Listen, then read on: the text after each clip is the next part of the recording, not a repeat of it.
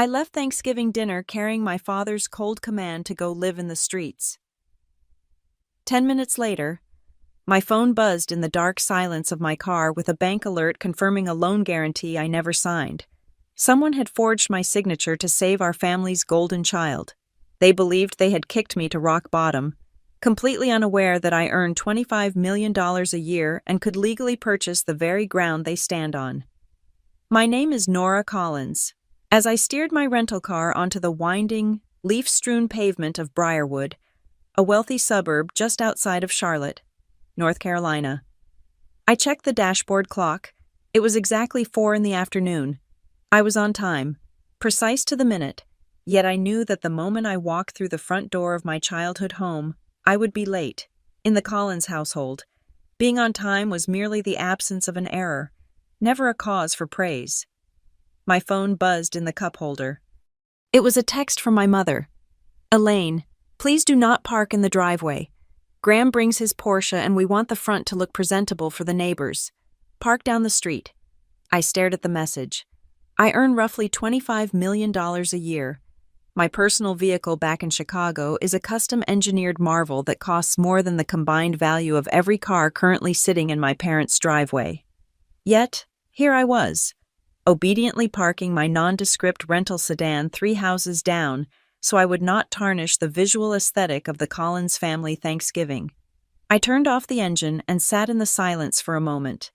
Engaging in the breathing exercises I usually reserved for high-stakes boardroom negotiations or federal compliance audits, this was not a dinner. It was a performance review. And I was the employee who had been failing for 15 years running. The house loomed ahead, a sprawling colonial revival with white pillars that seemed to glare at me. Inside, the air smelled of roasted sage, expensive perfume, and judgment. I walked in, and the warmth of the hallway hit me, contrasting sharply with the chill in my mother's eyes as she descended the staircase. "You made it," Elaine said, not as a greeting, but as an observation of a barely avoided disaster. She smoothed the front of her cashmere sweater. "Your hair, Nora, it looks so flat. Did you not have time to get a blowout?" "Hello, Mother," I said, keeping my voice neutral. "The flight was delayed. I came straight here." "Well, try to smile," she whispered, leaning in to kiss my cheek, her lips barely grazing my skin, leaving no mark but a heavy scent of lavender. "Everyone is already seated. We held the wine for you. Do not make a scene." I had not made a scene in 2 decades, but in Elaine's mind, my very existence was a form of turbulence. I followed her into the dining room. The table was a masterpiece of intimidation. My mother had brought out the good china, the spode porcelain with the hunting scenes, set against a tablecloth so white it looked sterile. The crystal stemware caught the light from the chandelier, casting fractured rainbows across the faces of my jury.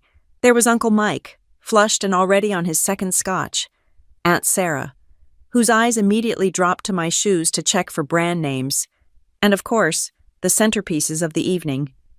Marina sat at the middle of the table, radiating the kind of golden glow that usually requires a lighting crew.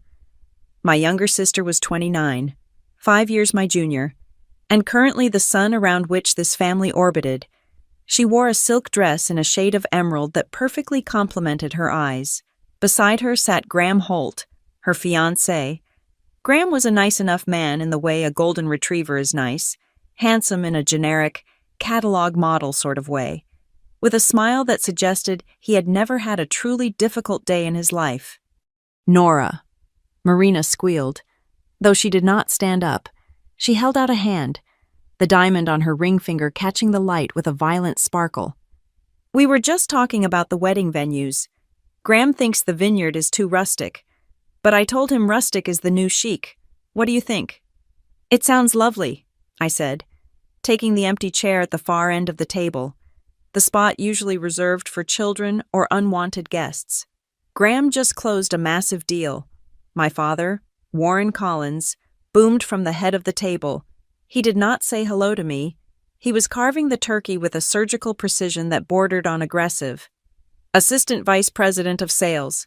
Tell them the numbers." Graham chuckled. a sound of practiced modesty. It is just a small promotion, Warren, but the commission structure is generous. We are looking at a very strong fourth quarter. That is stability, Warren said, pointing the carving knife at me for a fraction of a second before slicing into the breast meat.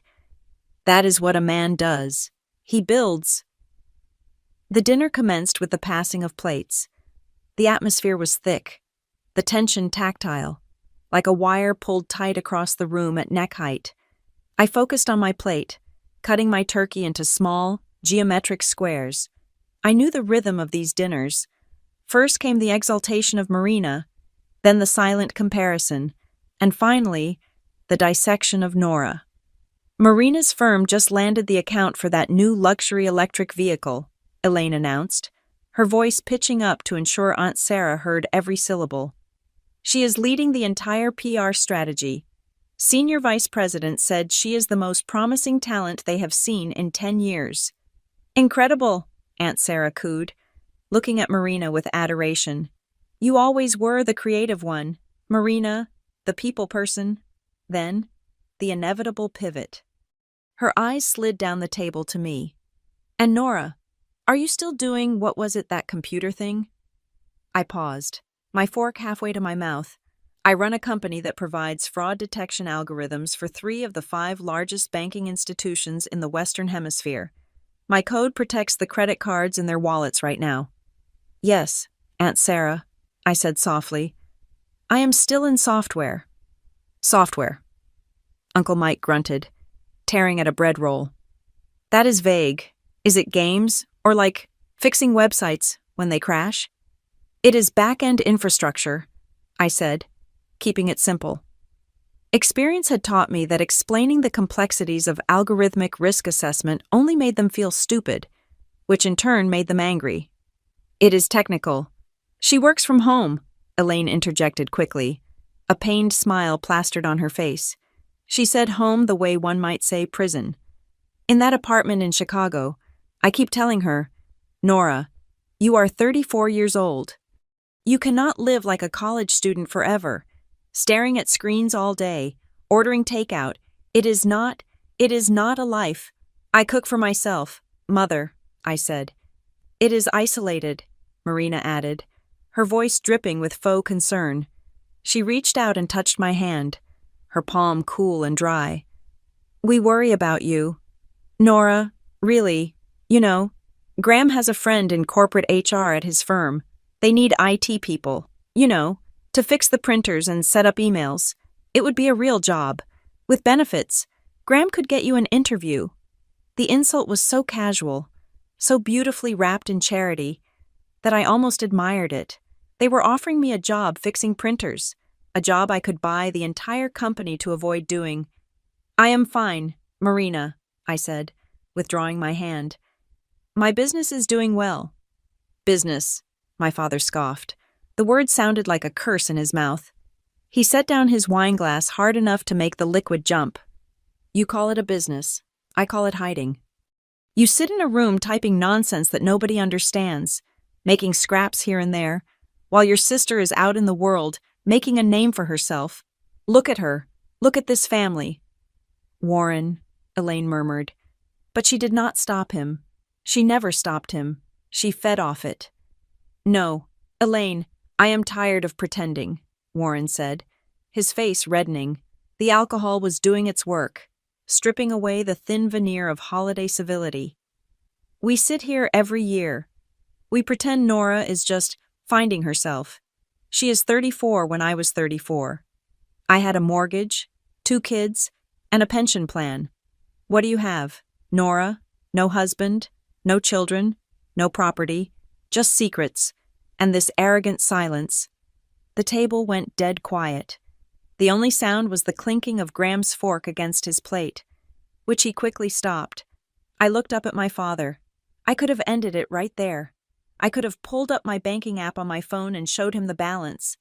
I could have told him that the scraps I made in a month exceeded his entire retirement fund, but I knew them. If I showed them the money, they would not respect me. They would claim it.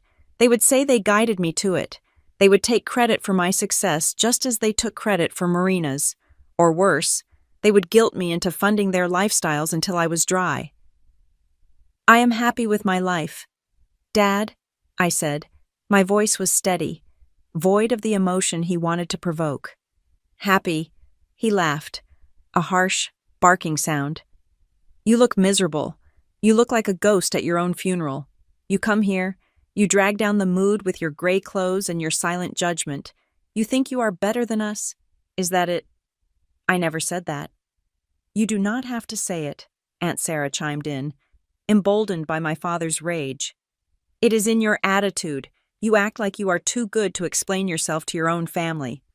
I have explained myself, I said, feeling the old familiar exhaustion settling in my bones. You just do not like the answer.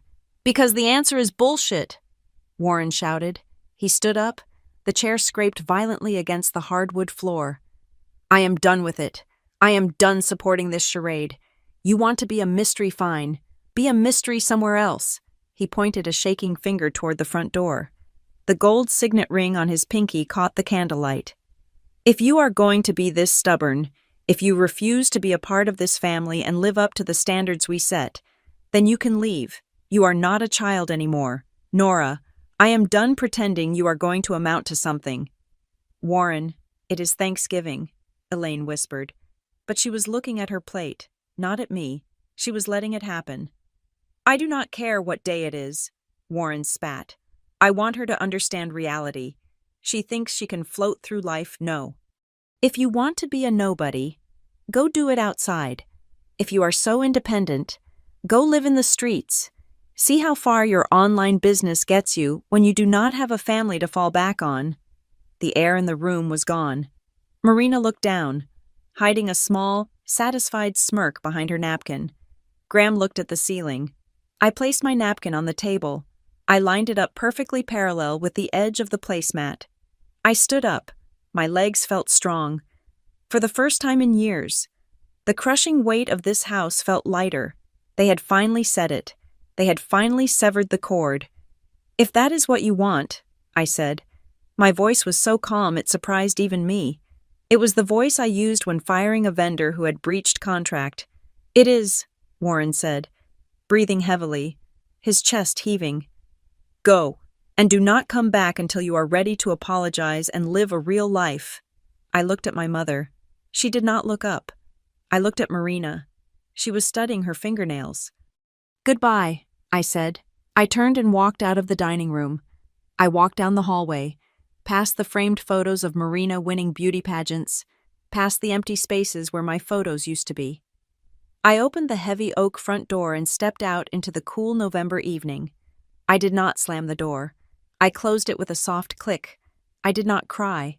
I did not look back. I walked down the street to my rental car, the darkness wrapping around me like a comfortable coat. I was exiled. I was disowned. I was free. The silence of the car was not new to me. In fact, silence had been my primary residence since I was 15 years old. As I drove away from the subdivision, leaving the manicured lawns of Briarwood behind in the rearview mirror, my mind did not dwell on the shouting match that had just occurred. Instead, it rewound the tape. It went back to the editing room where the script of our family had been written, long before I had the money to buy the studio. People often ask when the rift started, assuming there was a singular, explosive event, a vase thrown against a wall, a stolen heirloom, a teenage pregnancy, but real family tragedies are rarely that cinematic. Ours was a slow erosion, a daily script revision where my lines were cut, one by one, until I was reduced to a background extra in the Marina Collins show. It began in earnest when I was 15. While other girls in my sophomore class were worried about prom dates and learning to drive, I was obsessed with the architecture of the internet. I spent my nights bathed in the blue glow of a secondhand monitor I had repaired myself, teaching myself the languages of Python and C++. I was fascinated by how money moved through the digital veins of the world. To me, code was poetry. It was clean. It was logical. If there was an error, you could find it, fix it, and the world would work again. It was the exact opposite of my house. My parents, Warren and Elaine, did not see a prodigy. They saw a problem. To Warren, Work was something you did with your hands or a firm handshake.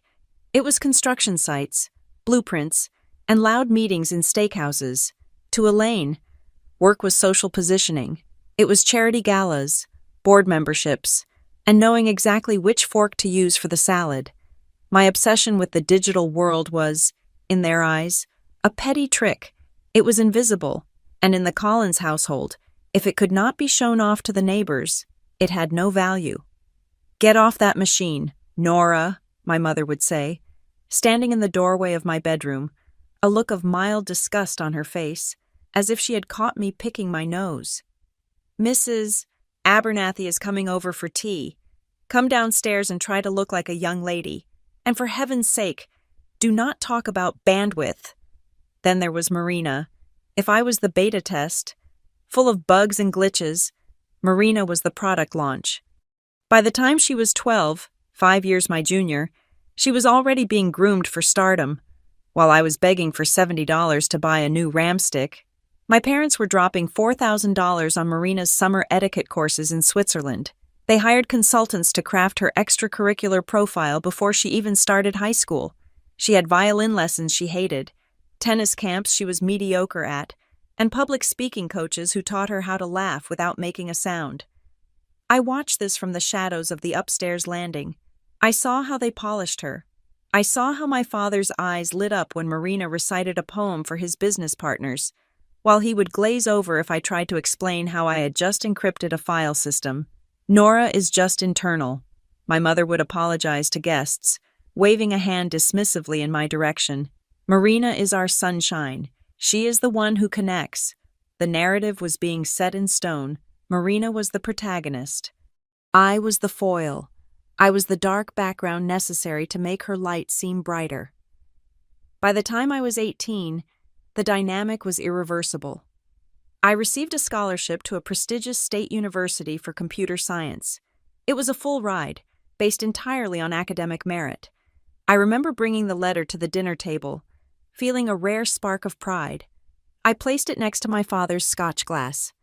"That is nice, Nora," Warren said, glancing at it for 2 seconds before pushing it aside to make room for the casserole. "State is a solid school, good for technical trades."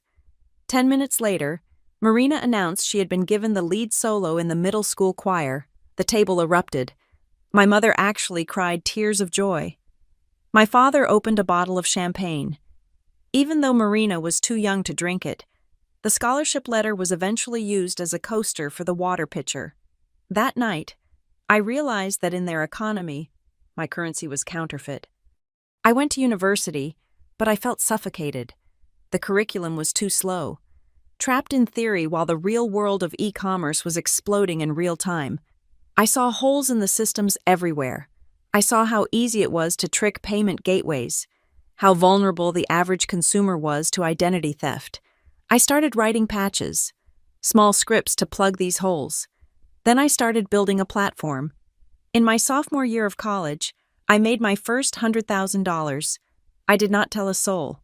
I sat in my dorm room, staring at the bank balance on my screen, waiting for the dopamine hit. It never came. Instead, I felt fear. I knew that if I told them, the money would become theirs. Not legally, perhaps, but morally. They would claim it was their parenting that produced this. They would take my victory and paint it over with their colors. So, I did the unthinkable. I dropped out. To Warren and Elaine Collins. This was not a career pivot. It was a death in the family. It was the ultimate betrayal. I was 20 years old, and I had just handed them the perfect weapon to beat me with for the rest of my life. "You are throwing away your future," my father had screamed over the phone. I could hear the veins popping in his neck from 300 miles away. "No daughter of mine is going to be a dropout. What do I tell the guys at the club that my daughter is unemployed and playing on computers in her pajamas? I am building a company. Dad," I had tried to say. "You are unemployed," he roared. "Do not dress it up. You are lazy, and you are quitting because it got too hard." That was the day I became the disappointment, and strangely, it was the best thing that could have happened to Marina. My failure gave her a new platform. She became the dutiful daughter. She was the one who stayed in school. the one who joined the sorority my mother wanted, the one who majored in communications because it sounded executive. Marina began to look at me with pity. It was a performance she perfected over the years. "Oh, poor Nora," she would say to family friends, lowering her voice to a theatrical whisper. "She is just lost. We try to help, but she pushes us away. It is so hard on Mom and Dad." I watched from a distance as I was edited out of the family picture. Literally, the photos on the mantelpiece changed. The pictures of me from high school, awkward and unsmiling, were replaced by professional studio shots of Marina. When relatives asked about me, my mother would sigh, a long, tragic exhalation that suggested I was in rehab or prison, rather than running a burgeoning tech empire from a loft in Chicago. "We do not talk about work with Nora," Elaine would say. "It is a sensitive subject. She does odd jobs, online things." The odd jobs were, in reality, the foundation of Collins Signal Labs. By the time I was 26, my software was processing millions of transactions a day. I was flying to Singapore and London for meetings with banking regulators. I was being quoted in financial journals always anonymously, or under the company name. Never with my photo. I chose to hide. It was a survival mechanism. I knew that if Warren knew I was out-earning him by a factor of 50, his ego would not survive it. He would either destroy me or destroy himself. And Elaine would have turned me into a prop. She would have bragged about my millions at the beauty salon, taking credit for my independence, all while asking me to fund Marina's lifestyle because you have so much, and family helps family. I refused to be their ATM. I refused to be their trophy. So I let them believe the lie. I let them believe I was scraping by. I let them believe I was the failure they needed me to be. Every time I went home for holidays, I wore simple clothes. I rented modest cars. I nodded politely when Uncle Mike gave me advice on how to fix up my resume. I swallowed the bile when Aunt Sarah slipped me a $50 bill and told me to buy something nice, dear. But the hardest part was not the insults. It was the realization that they preferred this version of me. They liked Nora the loser. Nora the loser made them feel superior. Nora the loser made Marina look even more magnificent by comparison. If I had walked in there and told them the truth that I was a multimillionaire, a titan of industry, a woman who could buy and sell their entire neighborhood, it would have shattered their worldview. They would have hated me for it. There was one memory that stood out. A sharp shard of glass in the collage of my 20s. I was 28. My company had just closed its Series B funding. I was exhausted but exhilarated. I made the mistake of trying to share a fraction of it. I was in the kitchen with my mother, helping her dry dishes after an Easter brunch. "Mom," I had said, testing the waters, "I actually had a good year. My software, it stopped a major attack on a retailer last month. We saved them about $4 million. Elaine stopped wiping the platter. She looked at me, her eyes narrowing not with pride, but with suspicion. "Save them?" she asked. "How did you catch a burglar?" "No, with code. The algorithm detected a pattern of fake credit cards and shut them down." She scoffed, resuming her wiping. "Oh, it sounds like you are just helping people gamble. Nora, or playing police officer on the internet. It is not a decent job. Is it? It is not like Graham's job. He helps people buy homes. That is real.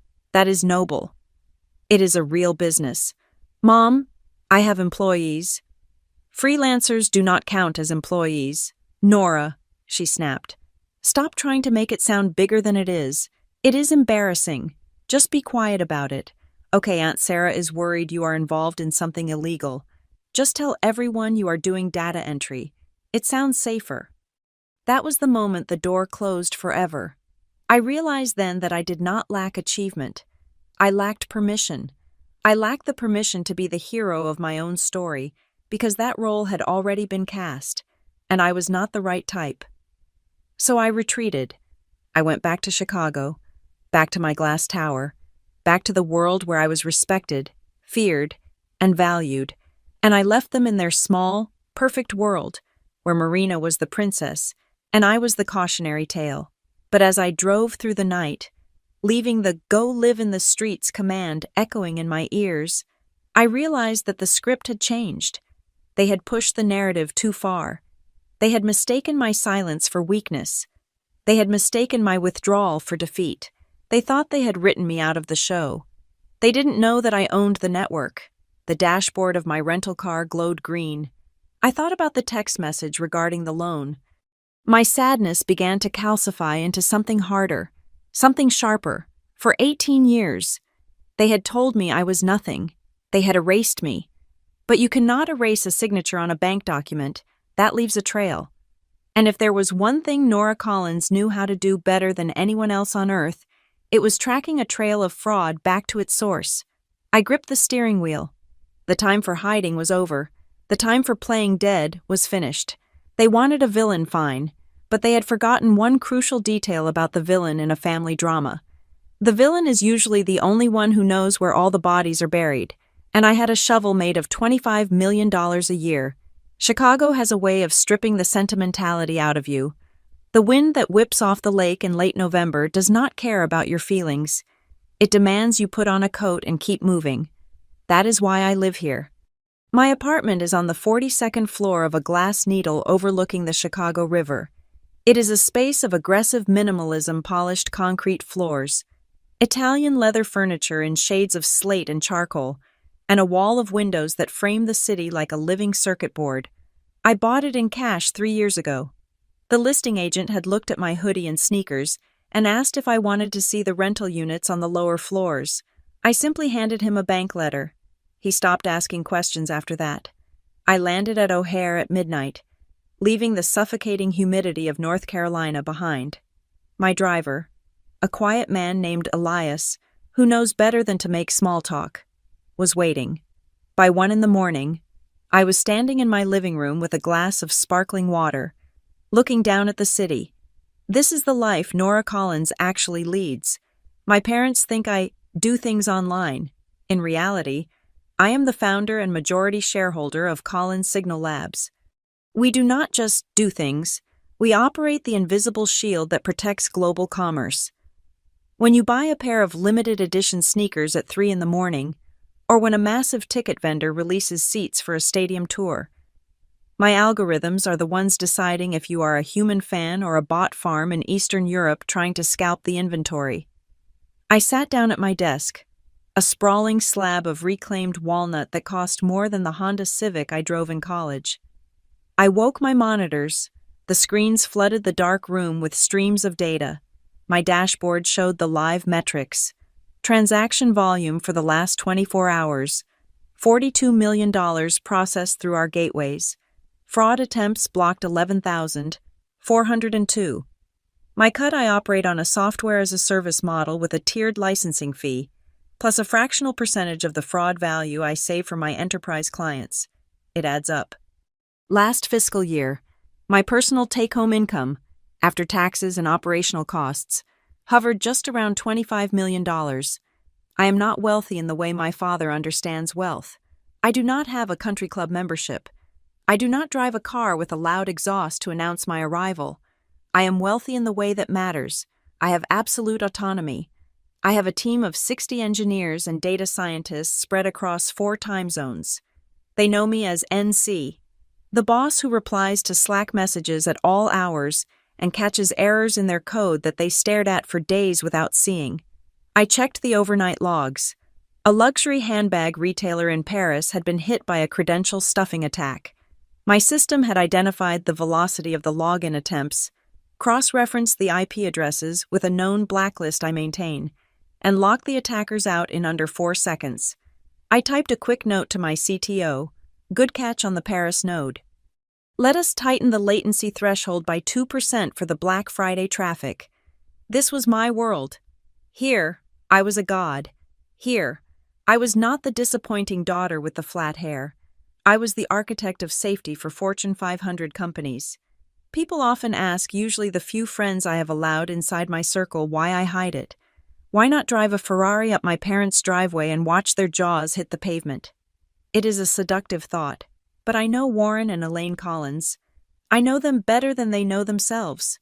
If I had revealed my success, the narrative would have shifted instantly. My father would not have been humbled. He would have been vindicated. He would have told his golf buddies. I always was hard on her because I knew she had potential. It was my discipline that pushed her to this. He would have rewritten history to make my abuse his strategy, and my mother Elaine would have turned me into a resource.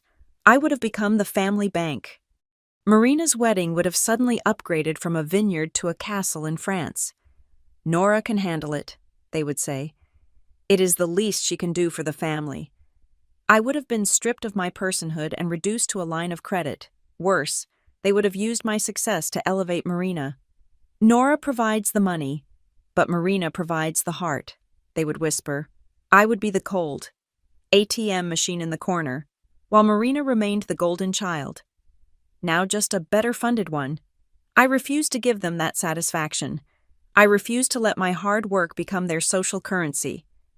I stood up and walked to the window. The lights of the city blurred in my vision. My phone sat on the desk, silent, but heavy with the memory of the night before. I thought about the "go live in the streets" comment.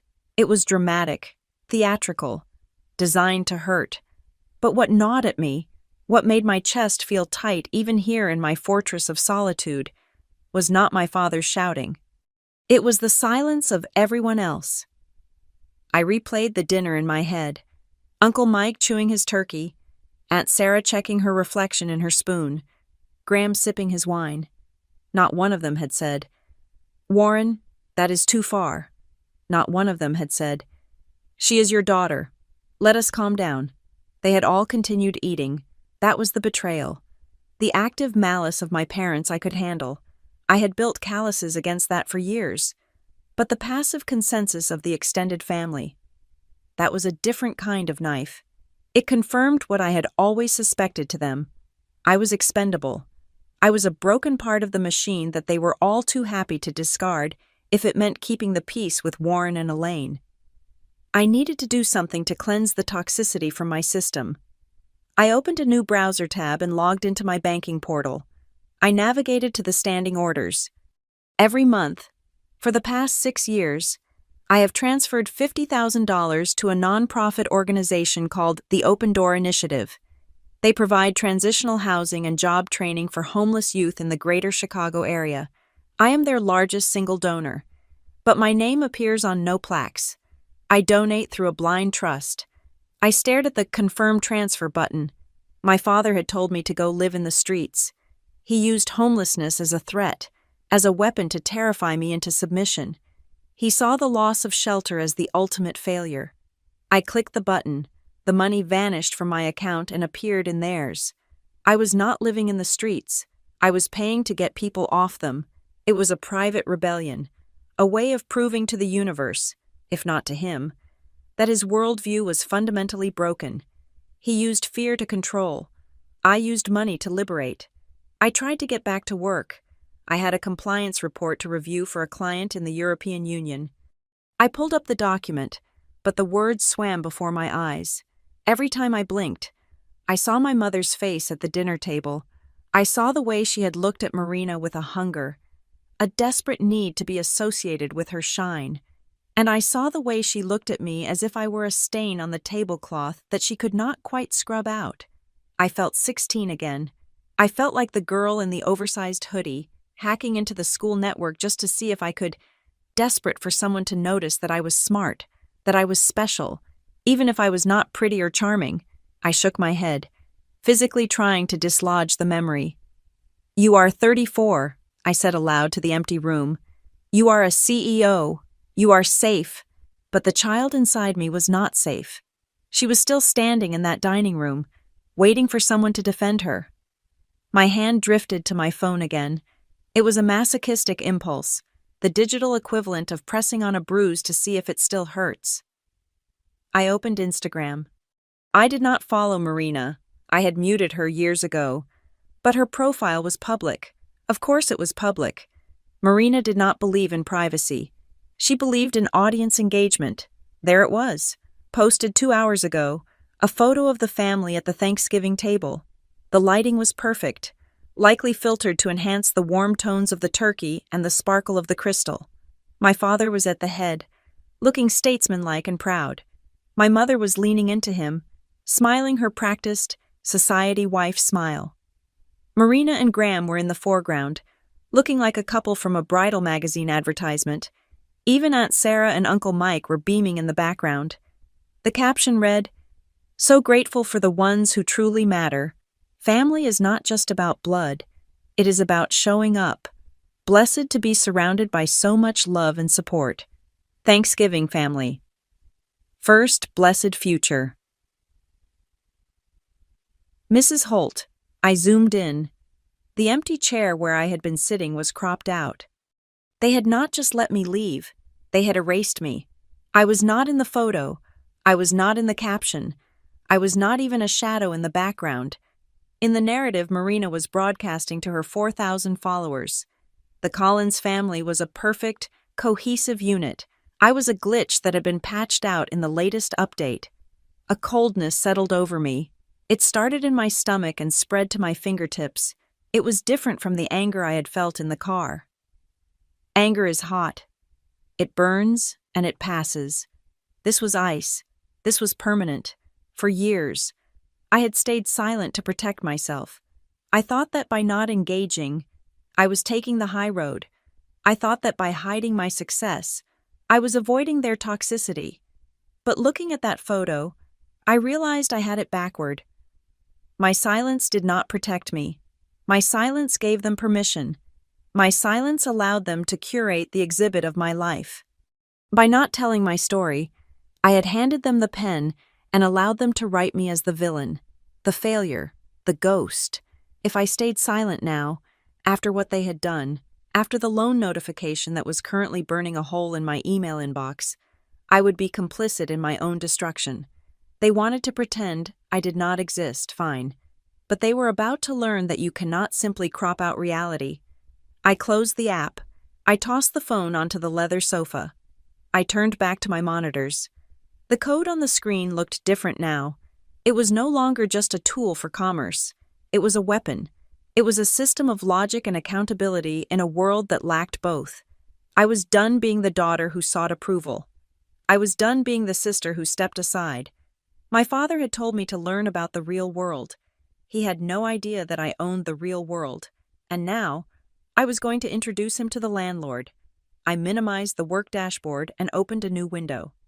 I typed in the name of a forensic accounting firm I had used for a hostile takeover audit 2 years ago. I did not need a therapist to get over the trauma of that dinner. I needed a paper trail. The decision was made. The Nora Collins who begged for scraps of affection was dead. She died the moment she walked out that door. The woman sitting in the high-rise, bathed in the blue light of $25 million worth of leverage, was someone else entirely, and she was ready to work. Monday morning did not arrive with the sun. It arrived with a vibration against the oak surface of my desk. I was already awake. Of course, I am usually up by 5 in the morning to synchronize with the London markets before the New York Exchange opens.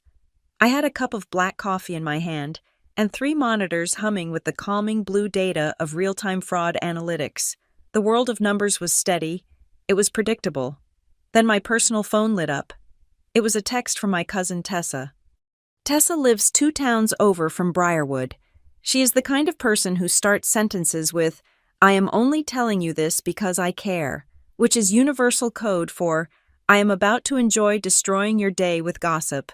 I picked up the phone. Tessa. "Hey Nora, I just got off the phone with your mom. I had no idea things were so rough for you. If you need a place to crash for a few weeks, we have the pull-out sofa in the den. We cannot offer money, but we can feed you." I stared at the screen. I looked around my living room. My sofa was an Italian import that cost $18,000. My refrigerator was stocked with organic produce delivered by a private service. I had more liquidity in my checking account than the assessed value of Tessa's entire home. Me. "What are you talking about?" Tessa. 3 dots danced on the screen. Then the reply came, fast and breathless. "Tessa, Aunt Elaine said you lost your job. She said you came to Thanksgiving looking for a handout, And when your dad tried to give you some tough love about getting your life together, you stormed out. She said you are technically homeless and between situations. I just want you to know we are praying for you. I set the coffee cup down. My hand was trembling, not from caffeine, but from a sudden, violent spike of adrenaline. It was not just a lie, it was a demolition. In less than 48 hours, my parents had not only justified kicking me out, they had spun a narrative that made them the saints and me the charity case. By painting me as destitute and unemployed, they inoculated themselves against any criticism. If anyone asked why I was not visiting for Christmas, they could sigh and say, "We offered her help, but she is too proud to accept our conditions." I did not reply to Tessa. I knew that anything I said would be screenshot and forwarded to the family group chat within 30 seconds. Instead, I opened a folder on my encrypted drive. I named it Timeline. I took a screenshot of Tessa's text and dropped it in. The phone buzzed again. This time it was a notification from Facebook. I do not use Facebook actively. It is a security nightmare, but I keep a dormant account to monitor the public footprint of my employees and clients. The algorithm, helpful as always, suggested a post from a page called Grace Community Church Prayer Chain. It is the church my parents have attended for 30 years. The post was from a woman named Mrs. Higgins, the church secretary. Please lift up the Collins family in your prayers this week. Warren and Elaine are going through a heavy trial with their eldest daughter. It is so hard when our children lose their way to the temptations of the internet and easy money. Pray for Nora's repentance and that she finds an honest path back to the Lord and her parents. Prodigal daughter. Prayer warriors. I felt the blood drain from my face. Temptations of the internet. Easy money. They were implying I was a scammer, or worse, a sex worker. They took the fact that I worked in tech, a field they did not understand, and twisted it into something illicit to explain why I had money, but no job. It was brilliant, in a sick, Machiavellian way. If I had money, it was dirty money. If I had no money, I was a failure. Either way, Warren and Elaine were the victims of a wayward child. I took a screenshot. I dropped it into the folder. Then came the dagger from the one person I expected to stay out of it.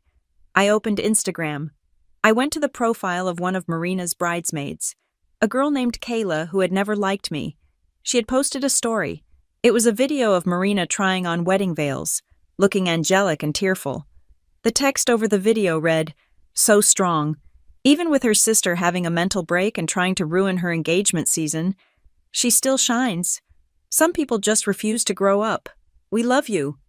Marina." Marina had reposted it to her own story with a single heart emoji. She was validating it. She was co-signing the diagnosis. Mental break. I sat back in my ergonomic chair, the leather creaking in the silence of the apartment. I understood then that this was not a misunderstanding. This was a campaign. They needed me to fail. It was structural. For Marina to be the resounding success, the golden child who validated their parenting style, there had to be a control group. There had to be a failure. If I was successful, if I was independent, wealthy, and stable without their help, then their entire philosophy crumbled. If I could make $25 million a year without their guidance, then their guidance was worthless. They were not just gossiping, they were protecting their egos by murdering my character. I looked at the time. It was 8 a.m. I had a strategy meeting with the chief risk officer of a major credit card issuer in 30 minutes. I stood up. I walked to the bathroom and splashed cold water on my face. I looked at myself in the mirror.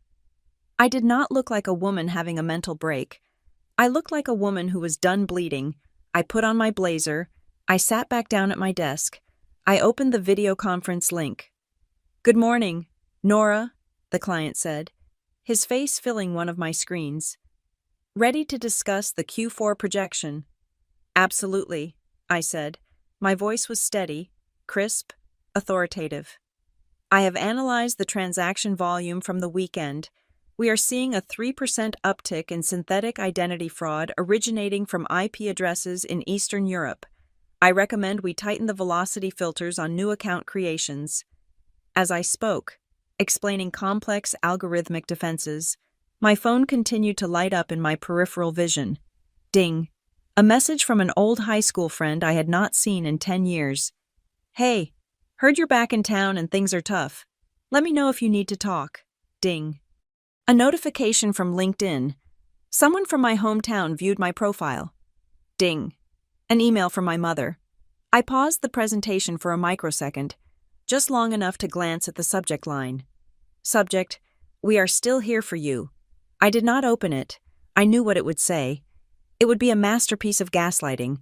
It would say they loved me, that they were only being harsh because they wanted me to wake up, and that if I was ready to apologize and accept their help finding a real job, the door was open.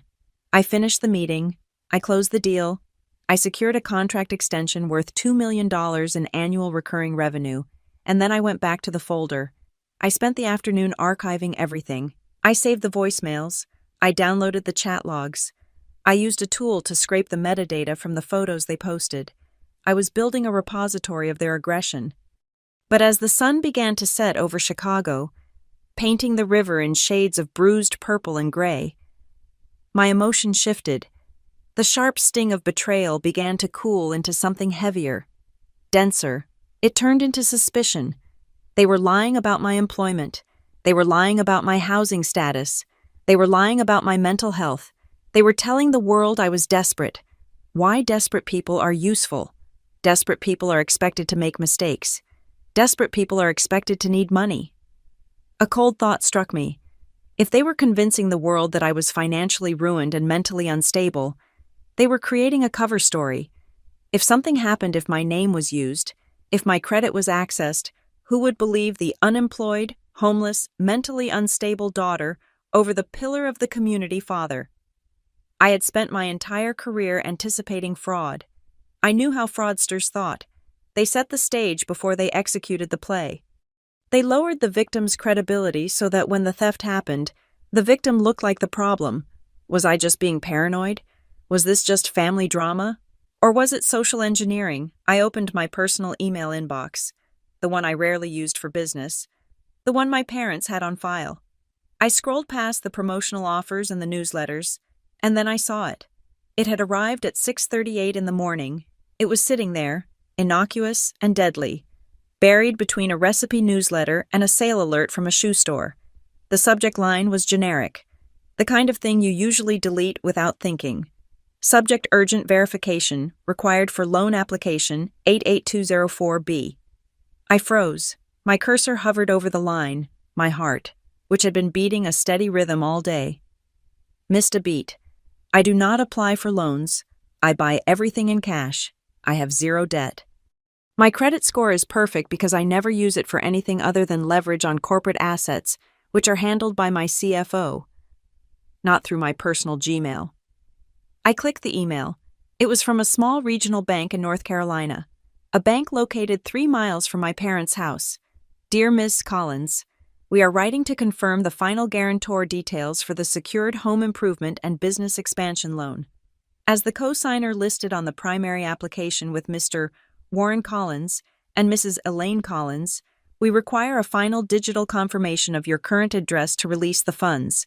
Please note that the disbursement is scheduled for tomorrow, December 1st. If you have any questions, please contact our branch manager immediately. The room seemed to tilt. The air conditioning vent hissed, sounding like a snake in the ceiling. They hadn't just lied about me. They hadn't just kicked me out. They had used my name. My mind raced, connecting the dots with the speed of a processor. The rumors, the story about me being unstable, the narrative that I was back home or in trouble. It was all smoke. It was all designed to make it plausible that I was involved in their financial mess, or perhaps to make me look incompetent if I tried to fight it. Co-signer. That meant they had forged my signature. I stared at the screen. The amount was not listed in the email, but the phrase, business expansion, made my stomach turn. Marina's studio. They were funding Marina's dream with my credit history. They told me to go live in the streets, and then they stole my financial identity to build a castle for their golden child. I did not scream. I did not cry. The time for tears had passed in the car on Thanksgiving night. I reached for my phone. I did not text Tessa. I did not call my mother. I dialed a number I had memorized years ago, the direct line to my personal attorney in Chicago. A man named Marcus who specialized in corporate litigation and high-stakes fraud. "Nora," he answered, his voice surprised. "It is 7 p.m. Is everything all right?" "No, Marcus," I said. My voice was so cold it scared me. "I need you to open a new file. I am going to forward you an email." "What is the file name?" he asked, hearing the shift in my tone. I looked at the picture of my family on the screen, the one where I had been cropped out. I looked at the email from the bank. "Call it the Briarwood liquidation," I said. "And Marcus, get the forensic team ready. I am done being the daughter. I am about to become the plaintiff." I hung up the phone. I looked out at the city of Chicago, a grid of lights and power. They wanted to write a story about a helpless girl, fine. I would let them write it, and then I would burn the book while they were still holding it. The cursor blinked at the end of the subject line. Urgent verification required for loan application number 88204B. I did not open the email immediately. I stared at it, letting the implications settle in the cold air of my apartment. In my line of work, we call this the zero-day exploit, the moment a vulnerability is discovered, before a patch can be written, when the system is wide open and bleeding. My family had just launched a zero-day attack on my life. I clicked open. The body of the email was from a paralegal at a firm called Harrison Tate, based in Charlotte. It was polite, procedural, and utterly devastating. They were acting as the closing agents for a secured loan originating from a community bank in Briarwood. They were congratulating me on the approval and simply needed a final identity verification to release the funds. Attached was a PDF document titled Executed Loan Agreement Collins Final, a PDF. I did not reply. I picked up my phone and dialed the number in the signature block.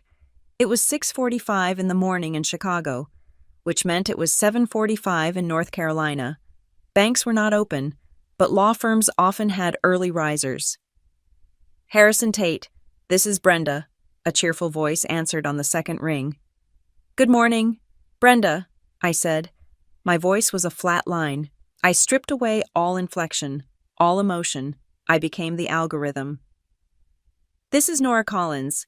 I received an email regarding a loan application. I need you to walk me through the details before I authorize the identity check." "Oh, Ms. Collins, wonderful," Brenda chirped, clearly unaware she was speaking to a woman who was currently visualizing the dismantling of her entire office. "Yes, your father, Warren, was very anxious to get this closed by the 1st of the month. He said you were traveling for business and might be hard to reach." "Traveling," I repeated. "Yes." "Tell me, Brenda, what is the total principal amount of this loan?" "Let me just pull up the ledger," she said. I heard the clacking of a keyboard. "Here we go. It is a secured home equity line of credit combined with a small business expansion rider. The total principal is $410,000. I closed my eyes. $410,000. That was not a small repair. That was not a roof fix. That was a mortgage on a second life. "And the collateral?" I asked. "The primary residence in Briarwood," she said. "And of course, the secondary guarantee provided by your personal asset statement. That was the key. Really, with your income bracket, the bank was able to waive the standard debt-to-income limits for your parents. It was very generous of you to co-sign." The room spun slightly. They had not just forged a signature, they had used my financial profile. How they didn't have my tax returns. They didn't have my bank statements. Unless I remembered a year ago, when I helped my father refinance his truck, I had sent a few documents. I had redacted the heavy numbers, but I had left enough to show I was solvent. He must have kept them. He must have doctored them or used them to bluff a small-town loan officer who was too impressed by the name Collins to run a deep background check. "I need to see the signature page." "Brenda," I said, "there was a formatting error on my end. The attachment is corrupt. Please resend just the signature page, right now, while we are on the phone." "Of course. Sending it now." A moment later, My inbox pinged. I opened the file.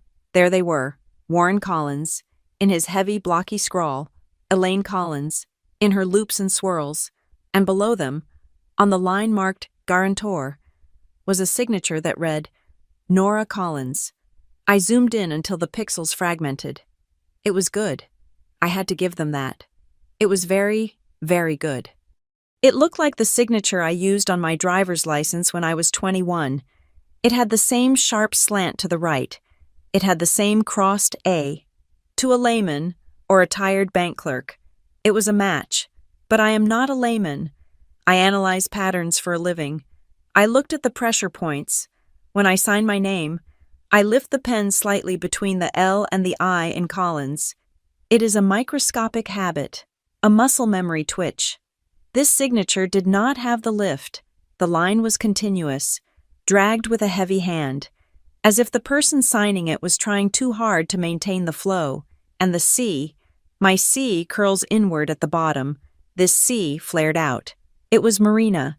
I knew it was Marina because I had seen her practice writing my name when we were children. She used to steal my homework and sign it for me as a joke. She had the muscle memory of my name, but she lacked the evolution of it. She was signing the name of the Nora she knew 10 years ago, not the Nora of today. Brenda, I said, my voice dropping an octave. Who witnessed this signing? Oh, it was a remote notary. Brenda said, Your father said you were in, was it Seattle? He provided the digital notary stamp. Is there a problem? Fraud upon fraud. A fake notary stamp. My father knew people in construction, people who stamped permits without looking. It would not be hard for him to find someone to stamp a document for $100 and a bottle of scotch. No, Brenda, I said. Send me the full itemized breakdown of the loan usage. I need to check the tax implications. Sure thing. The second document arrived. I scanned the lines. Roof repair, $45,000. HVAC replacement, $25,000. Debt consolidation, $30,000. And then, the smoking gun. Item 4, capital injection for family business venture. Commercial leasehold improvements, $120,000. I looked at the date on the application. November 20th. I opened a new tab on my browser. I went to Marina's Instagram. I scrolled back 2 weeks. On November 22nd, Marina had posted a photo of a raw, industrial space with exposed brick walls and high ceilings. It was located in the trendy arts district of Charlotte, where rent was astronomical. The caption read, Big things coming. Signed the lease on the Dream Studio today. The Marigold Loft is officially born. So thankful for believers who make dreams happen. Boss Babe Wedding Planner. Entrepreneur. She had signed a lease, a commercial lease that likely required a massive deposit and a build-out budget. She didn't have the money. Graham, her fiancé, made a decent salary, but he didn't have $120,000 lying around for raw construction. They used me. They had taken out a loan against their own house, used my credit score to secure it because their credit was likely maxed out, and they were funneling $120,000 of it into a vanity project for Marina. If Marina's business failed, and statistics said 90% of event planning startups failed in the first year, the bank would come for the money, my parents wouldn't have it, and then, the bank would come for me. They were betting my financial future on Marina's ability to pick table centerpieces. I hung up on Brenda without saying goodbye. I sat there, the silence of the apartment feeling like a physical weight. My heart was not racing anymore. It had slowed down to a heavy, thudding rhythm. Then, my phone buzzed on the desk. It was my mother. She must have known. The bank or the law firm must have alerted Warren that Nora called. The network in a small town moves faster than fiber optics. Mom, I heard you spoke to the lawyers. Please do not make a scene. Nora, we needed to get the approval through before the rates went up. We knew you would not mind helping the family. You make all that money online anyway. This is just paper to you. I read the text twice. Just paper. $410,000 of liability was just paper. She was dismissing a felony as a minor inconvenience. She was banking on my guilt. She was banking on the fact that I had never said no to them in a way that mattered. She thought I would be too embarrassed to sue my own parents. She thought I would just pay it off quietly to avoid the drama. Because Nora hates drama. Then, a second text came through. This one was from Marina. Marina, don't be selfish. Nora, I have a chance to be something great. Graham and I are building a future. You don't need the money. You sit alone in that apartment. I need to be useful to this family. Let me have this. I stared at the words. I need to be useful. That was the confession. Marina knew she was a parasite, deep down, beneath the layers of praise and golden child syndrome. She knew she had never earned a single thing in her life. This studio, this marigold loft, was her desperate attempt to prove she had value beyond being pretty, and she was willing to commit a crime to get it. She didn't want my money. She wanted my credit. She wanted to stand on my shoulders and call herself tall. The trap was elegant.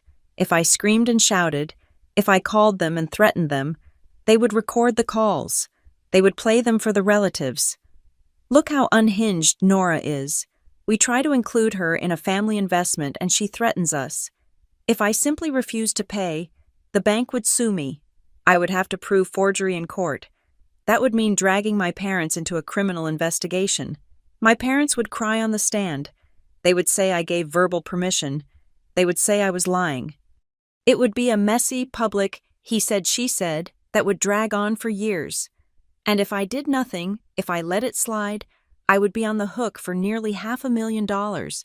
And worse, I would be telling them that this was okay, that my name was their property, that my life was just a resource for Marina to mine. I realized then that I was standing at a crossroads. One path led to being the good daughter who absorbed the abuse and paid the bill. The other path led to war. I looked at the signature again, the fake loop on the C, the shaky line on the L.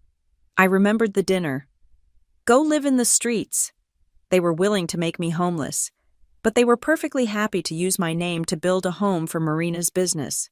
I picked up my phone. I did not reply to my mother. I did not reply to Marina. I opened the camera app. I took a high-resolution photo of the signature on the screen. Then I took a screenshot of the text messages.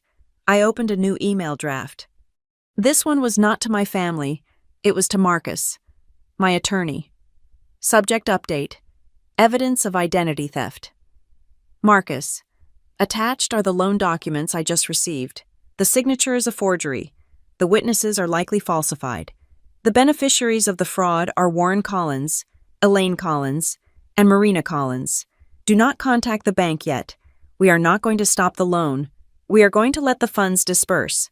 I paused before typing the next line. It was the point of no return.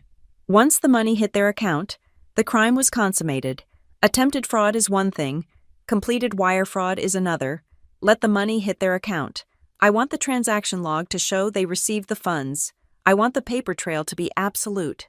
Once they spend the first dollar, we have them. Prepare a forensic handwriting analysis. And Marcus, find out who holds the debt for the commercial lease on a property called the Marigold Loft in Charlotte. I hit send. I felt a strange sensation in my chest. It wasn't relief. It was the cold, hard clarity of a diamond. I was not going to argue with them. I was not going to give them the emotional reaction they craved. They wanted a fight. No. A fight implies two people screaming. This was going to be an execution.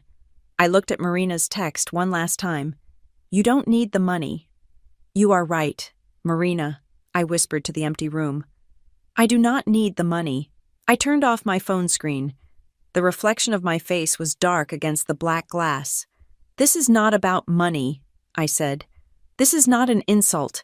This is a crime. And crimes have sentences. The next 48 hours were not spent in mourning. They were spent in procurement. I treated the assault on my identity not as a family tragedy, but as a hostile corporate takeover. When a competitor tries to leverage your assets without your consent, you do not send them a tearful letter asking why they do not love you. You audit them. You lock them out, and then you dismantle their infrastructure piece by piece. At 8 o'clock on Tuesday morning, I sat in the conference room of a boutique law firm on Wacker Drive.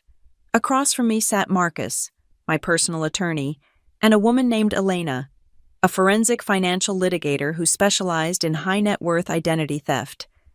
"We have two objectives," I said, placing a single folder on the mahogany table. "Objective 1 is protection.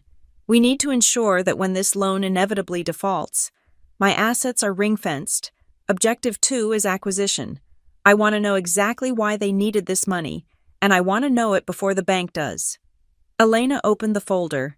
She looked at the forged signature, then at the screenshot of the text messages from my mother and Marina. "This is wire fraud," Elena said. Her voice was dry, clinical. "Cross state lines. Use of a telecommunications device to facilitate a felony. The bank is in North Carolina. You are in Illinois. That brings the FBI into jurisdiction if we choose to file a criminal complaint." "We are not filing a criminal complaint yet," I said. "I want the leverage, not the headlines. If we arrest them now, they play the victims. They will say, 'I am a vindictive daughter punishing them for a misunderstanding.' I need the paper trail to be so thick that they suffocate in it." We began the checklist. Step 1 was the dispute, but executed with surgical precision. We did not file a standard fraud alert, which would have immediately frozen the funds and alerted my father. Instead, Elena filed a request for information and substantiation with the bank's compliance department. We cited a discrepancy in the guarantor records and demanded the full audit trail, the IP address of the signer, the timestamp of the digital notary, and the name of the bank employee who processed the intake. We were not stopping the train. We were just demanding to see the ticket. Step 2 was the lockdown. I hired a private forensic accounting firm, a group of ex-IRS auditors who made their living finding money that people tried to hide. I gave them my social security number, my parents' names, and the address in Briarwood. "I want a full scrub," I told the lead investigator. "Find every account, every credit inquiry, every utility bill linked to my name in the state of North Carolina. If there is a gas station credit card opened in 1999 with my middle initial, I want to know about it." By noon, my credit was frozen at all 3 major bureaus. I set up a monitoring algorithm that would trigger a text message to my burner phone if anyone, anywhere in the world, typed my social security number into a credit application field. Then, I built the evidence vault. I created a secure, cloud-based server. I began to upload the timeline. November 27th, 4 p.m.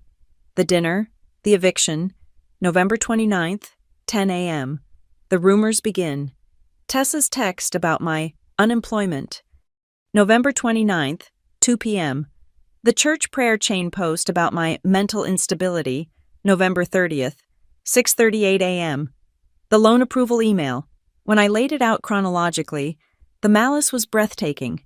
The smear campaign was not an emotional reaction to my leaving. It was a strategic preemptive strike. They knew the loan approval was coming. They knew the bank might call. They needed to discredit me in advance so that if I claimed fraud, they could tell the community. Poor Nora is off her medication again. She does not remember agreeing to help us. It was a setup, and it was working. Until I opened that email, by Wednesday afternoon, the investigation bore fruit. The preliminary report from the forensic accountants landed on my desk. It was a dense, 30-page PDF, but 2 sections stood out like flares in the night. Discovery number 1, the Marigold Loft. My sister Marina played the part of the successful entrepreneur, but the numbers told a story of catastrophic incompetence. The investigator had pulled the commercial lease filing for her new studio. It was a predator's contract. The landlord was a commercial holding company known for churning through tenants. Marina had signed a 5-year lease at $6,000 a month, which was 20% above market rate for that district, but the kill switch was in the fine print. Clause 14b. Acceleration of rent. In the event of default exceeding 30 days, the tenant and guarantors shall be immediately liable for the full remaining value of the 5-year term, payable within 10 business days. If Marina missed 1 month of rent, she did not just owe $6,000, she owed $360,000 immediately. And who were the guarantors? Warren and Elaine Collins. Marina had not just bet on herself. She had placed a landmine under our parents' retirement, and now, by forging my signature on the bank loan to pay for the build-out, she had dragged me onto the minefield with them. The $120,000 from the loan was not going to profit. It was going to sink into renovations for a space she would likely lose in 6 months. But discovery number 2 was the one that made me sit back in my chair and stare at the ceiling. It concerned Collins Renovation Group, my father's construction company, for years. Warren Collins had walked around Briarwood like a king. He drove a new truck every 2 years. He bought the first round of drinks at the Rotary Club. He lectured me on fiscal responsibility and the value of hard work. The report stripped him naked. Collins Renovation Group was insolvent. The company had less than $4,000 in its operating account. There were liens filed against it by 3 different lumber suppliers. There was a pending lawsuit from a subcontractor who hadn't been paid for a roofing job 6 months ago. The numbers didn't lie. My father was running a Ponzi scheme with his own life. He was using deposits from new clients to pay off the debts from old jobs. He was robbing Peter to pay Paul, and now he was robbing Nora to pay everyone. The $410,000 loan wasn't just for Marina. That was the lie they told themselves. The breakdown showed huge chunks allocated for debt consolidation. They were using my credit to bail out a decade of bad business decisions. I realized then that they were not just cruel. They were terrified. They were drowning in a sea of red ink, and I was the only life preserver they could reach. But instead of asking for help, instead of admitting they had failed, they tried to steal the boat.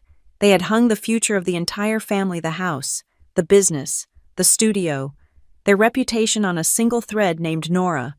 And they believed that thread was weak. They believed I was the soft, quiet girl who would snap under pressure. They had no idea that the thread was made of steel, and I was about to pull it tight. I picked up the phone and called my CFO, a man named David who operated out of our satellite office in New York. David was a man of few words and absolute loyalty. "David," I said, "I need to structure a purchase, but I need a firewall. My name cannot appear on the initial paperwork." "What are we buying?" David asked. "Software IP, a competitor, distressed debt," I said, "and potentially real estate." "Okay, we can use the shell company in Delaware, Oberon Holdings. It is anonymous, tax compliant, and fully capitalized. It links back to you only if someone has a subpoena, and even then, it takes months to unpeel." "Perfect," I said. "Activate Oberon. Move $5 million into its acquisition fund by close of business today. I want it liquid and ready to strike." "Understood," David said. He paused.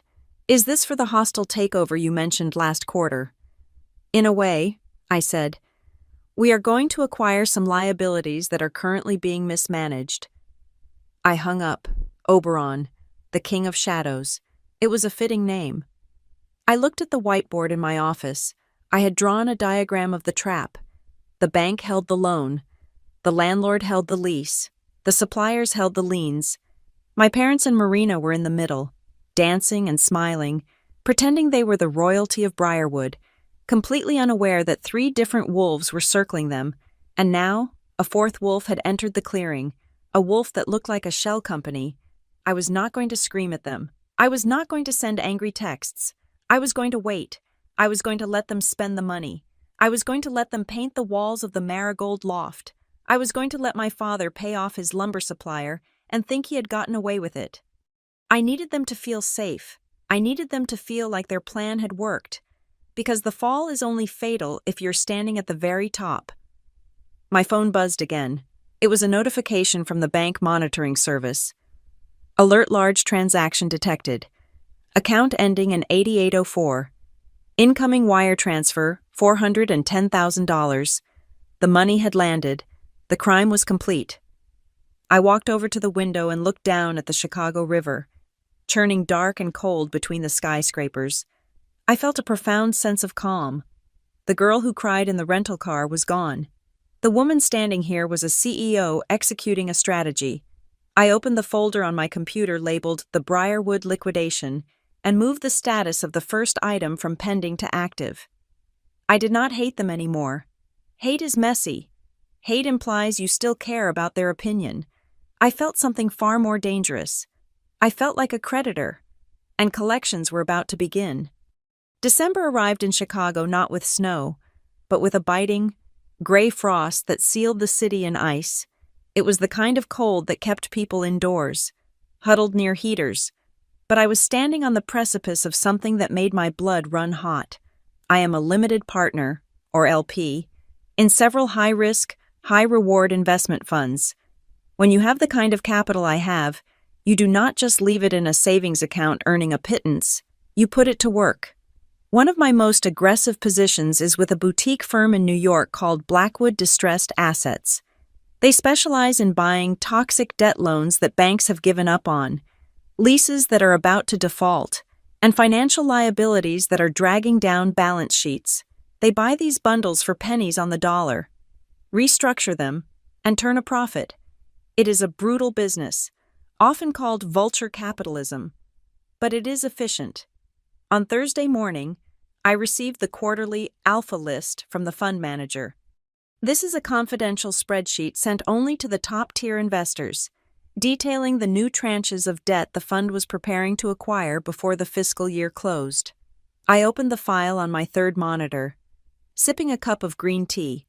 I was looking for patterns, for industries that were struggling, perhaps retail chains or logistics companies. I scrolled through thousands of rows of data serial numbers, zip codes, principal amounts, risk ratings. Row 4,212 caught my eye. It was not the amount. It was the zip code, 28025, Briarwood, North Carolina. I paused. Coincidences in data are rarely coincidences. They are usually correlations you have not identified yet. I expanded the row. Asset type residential mortgage. Secured home equity. Line of credit. Originator First Community Bank of Briarwood. Status watch list. High risk. Collateral address. 2. Oakwood Drive. I stopped breathing for a moment. That was the address where I grew up. That was the house where I had been told to leave. But why was it on a distressed asset list? The loan had just been funded a week ago. Loans do not typically go to a distressed fund unless they are non-performing or unless the originating bank is trying to offload risk immediately. I kept scrolling. 2 rows down, I saw another familiar zip code, 28205. Charlotte, asset type commercial lease, securitized rent obligation, property, the Foundry District, Unit 4B, tenant, the Marigold Loft, LLC, status pre-default, toxic, the universe, it seemed, had a sense of humor, a dark, twisted sense of humor. My family's financial ruin was not just a local gossip item, it had been packaged, securitized, and put up for sale on the secondary market. And I was one of the few people in the world holding the catalog. I picked up the phone and called the senior analyst at Blackwood, a man named Sterling, who I had known for years. "Sterling," I said, skipping the pleasantries, "I am looking at Tranche 7B on the Alpha list, specifically the assets originating from North Carolina. Why are these being dumped so quickly? Some of these origination dates are less than 30 days old." "Ah, Nora," Sterling said, his voice smooth. "Good catch. That is a special bundle. The originating bank is looking to clean its books before a merger. They are shedding anything with a quality control flag. Basically, if the paperwork is even slightly messy, or if the borrower has a high debt-to-income ratio, they are tossing it overboard. We are picking it up for 40 cents on the dollar." "Messy paperwork," I repeated. "Exactly. Missing signatures, income verification issues, that sort of thing. Why do you see value there?" I looked at the entry for 1402 Oakwood Drive. The bank knew, or at least, their algorithm knew. My initial inquiry with the compliance department, the request for information I had sent via my lawyer, must have triggered an internal alarm. The bank realized the loan was potentially fraudulent. Instead of fighting it, which is expensive, they were bundling it into a toxic package and selling it off to get the liability off their ledger. If Blackwood bought the debt, Blackwood became the creditor. and I owned a significant piece of Blackwood. I do see value, I said, my voice steady. In fact, I want to do something unusual. Sterling, I want to buy the rights to that specific subtranche through my holding company, Oberon. You want to buy the paper directly? Sterling sounded surprised. Nora, that is small potatoes for you. We are talking maybe $1 million in face value. The recovery rate will be a grind. You would have to hire local collection agencies. Foreclose on properties, it is messy work. I have a specialized team for it, I lied. I see a pattern in that region I want to exploit. Structure the deal. Oberon Holdings acquires the debt obligations for the Briarwood and Charlotte assets. Full legal title. All right, Sterling said. If you want the garbage, I will sell you the garbage. I can have the transfer agreement ready by Monday. I hung up. I stared at the screen. The garbage. He was talking about my childhood home. He was talking about my sister's dream studio. To the financial world. My family's entire existence was just garbage to be traded for cents. But I could not move yet. Buying the debt gave me the power to foreclose. Yes, but I did not just want to take the house. I wanted to expose the lie. I needed to know exactly where the money went. I called the forensic accountant, the man who had been scrubbing the financial footprint of the Collins family. Send me the update on the disbursement, I said. The bank released $410,000. Where is it? It is fascinating, the investigator said.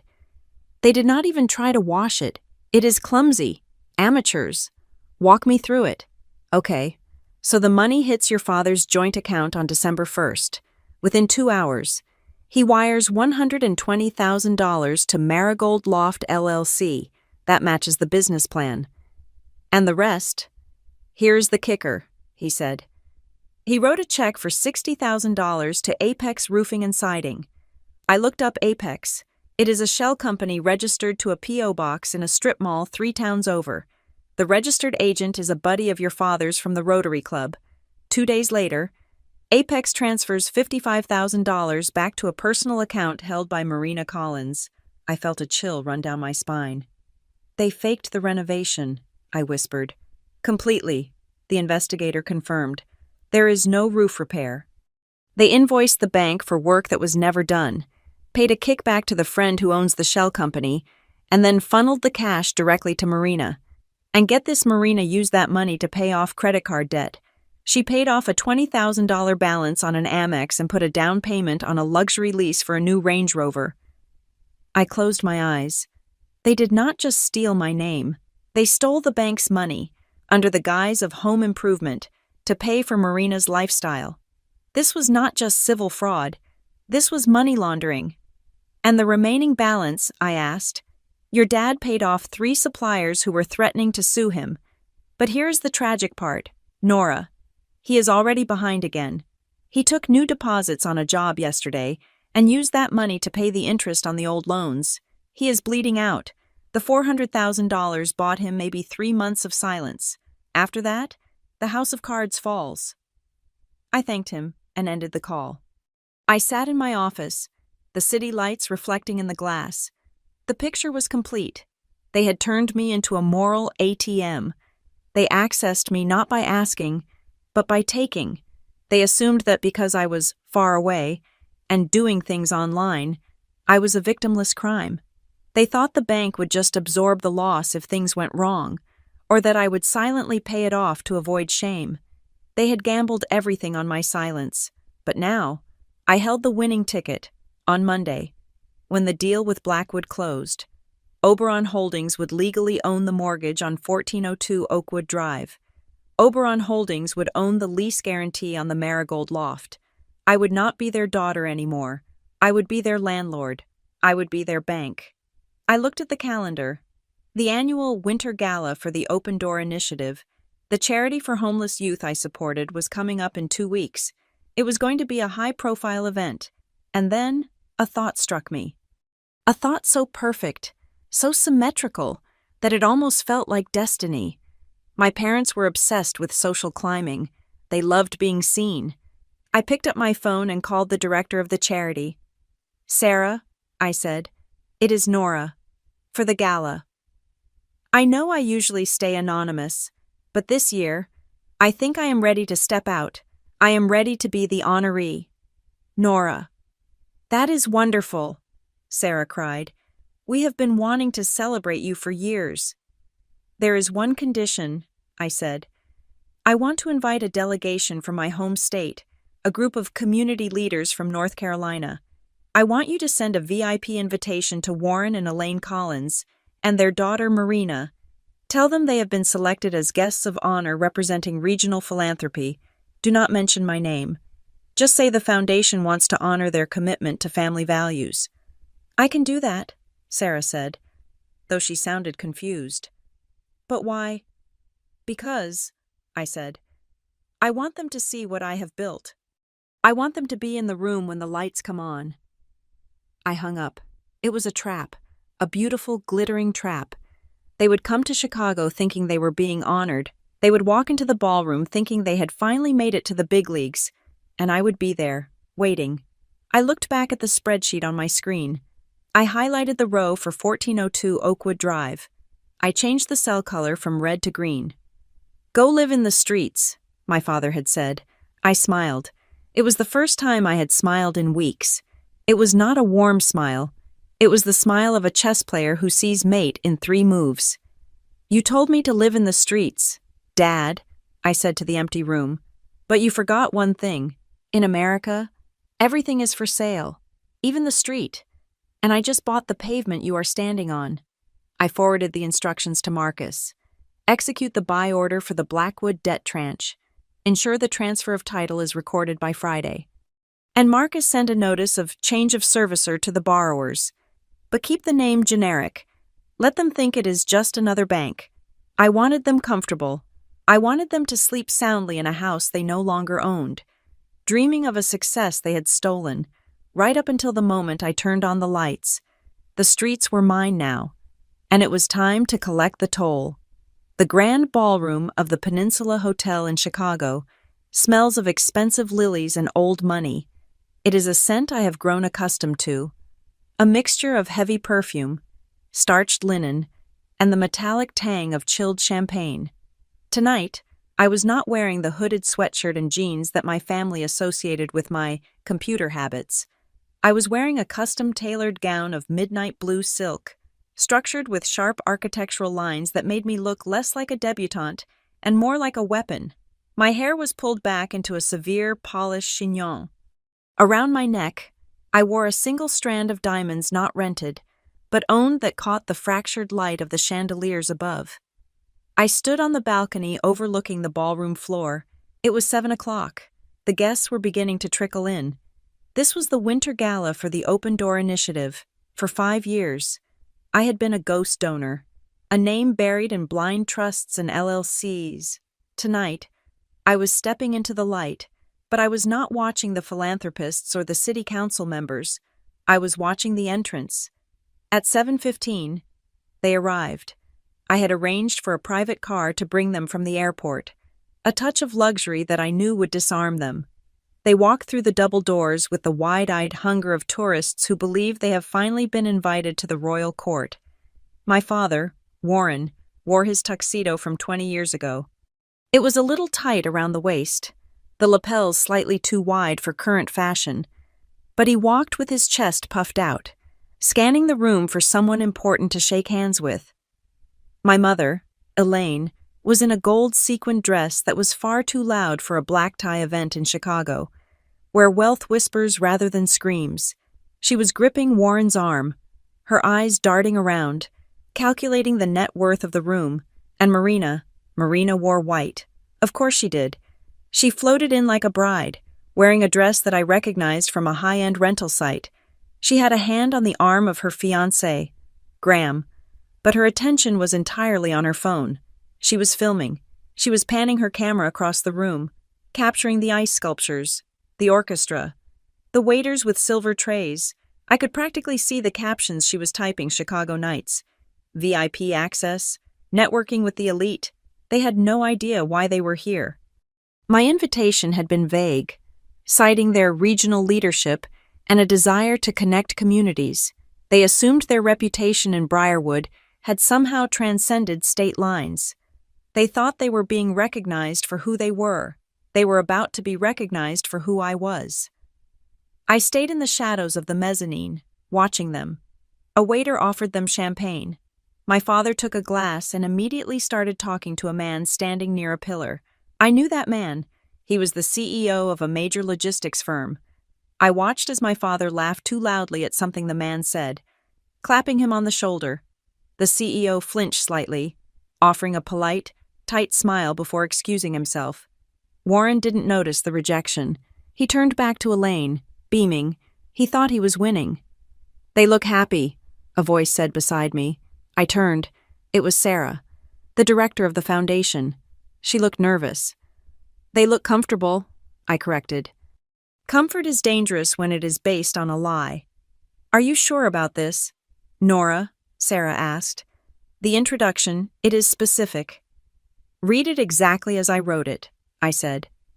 "Do not change a single syllable." "Okay," Sarah said, smoothing her dress. "It is your night." "No," I said, looking down at my sister, who was now taking a selfie with an unsuspecting senator in the background. "It is their night. I am just the lighting technician." At 8 o'clock, the lights dimmed, the orchestra slowed to a hush. The guests took their seats at the round tables draped in heavy velvet. My family was seated at table 4, right near the front. I had placed them there intentionally. It was a prime spot, usually reserved for platinum sponsors. I watched from the wings of the stage as they settled in. Marina was whispering excitedly to Graham, pointing at the centerpiece. My mother was adjusting her napkin, looking around to see if anyone was watching her. My father was leaning back, swirling his wine, looking like a man who believed he owned the building. Sarah walked to the podium. The spotlight hit her, turning her into a pillar of white light. "Good evening, ladies and gentlemen," Sarah said. Her voice boomed through the high-fidelity speakers. "Tonight is a celebration of resilience. It is a celebration of second chances. And most importantly, it is a celebration of the quiet heroes who make our work possible." The room applauded politely. My father clapped with enthusiasm, nodding his head as if he personally agreed with the sentiment. "For the past 5 years," Sarah continued, "the Open Door Initiative has been sustained by the generosity of a single primary benefactor, a donor who is asked to remain anonymous, until tonight." I stepped closer to the edge of the curtain. I could see the side of my mother's face. She looked intrigued, likely wondering if the donor was a celebrity she could meet. "This individual," Sarah said, glancing down at her cue cards, "is a titan of the digital economy. At just 34 years old, she has built an infrastructure that protects global commerce. Her companies generate a personal net income exceeding $25 million a year." A murmur went through the room. 25 million a year is a number that commands respect. Even in a room full of millionaires, I saw my father freeze. His wine glass stopped halfway to his mouth. The number had registered. It was a number so large it didn't make sense to him. Yet the age 34 hit a nerve. "She is a self-made woman," Sarah continued. "She built her empire from a laptop in a college dorm room, without family money, without connections, and without permission." My mother sat up straighter. She blinked rapidly. I could see the gears turning in her head, grinding against the rust of her denial. "She was told that her work was not a real job," Sarah read, her voice clear and cutting. "She was told that she was wasting her life on a screen. She was told to go live in the streets." The room went silent. The brutality of the phrase hung in the air. "Go live in the streets." My father dropped his wine glass. It hit the table with a sharp crack, spilling red liquid across the white tablecloth. He didn't move to clean it up. He was staring at the stage, his mouth slightly open, his face draining of color. Marina stopped filming. She lowered her phone slowly to her lap. "But instead of living in the streets," Sarah said, lifting her eyes to the audience, "she decided to buy them back. Ladies and gentlemen, please welcome our chairwoman and primary benefactor, Ms. Nora Collins." The spotlight swung.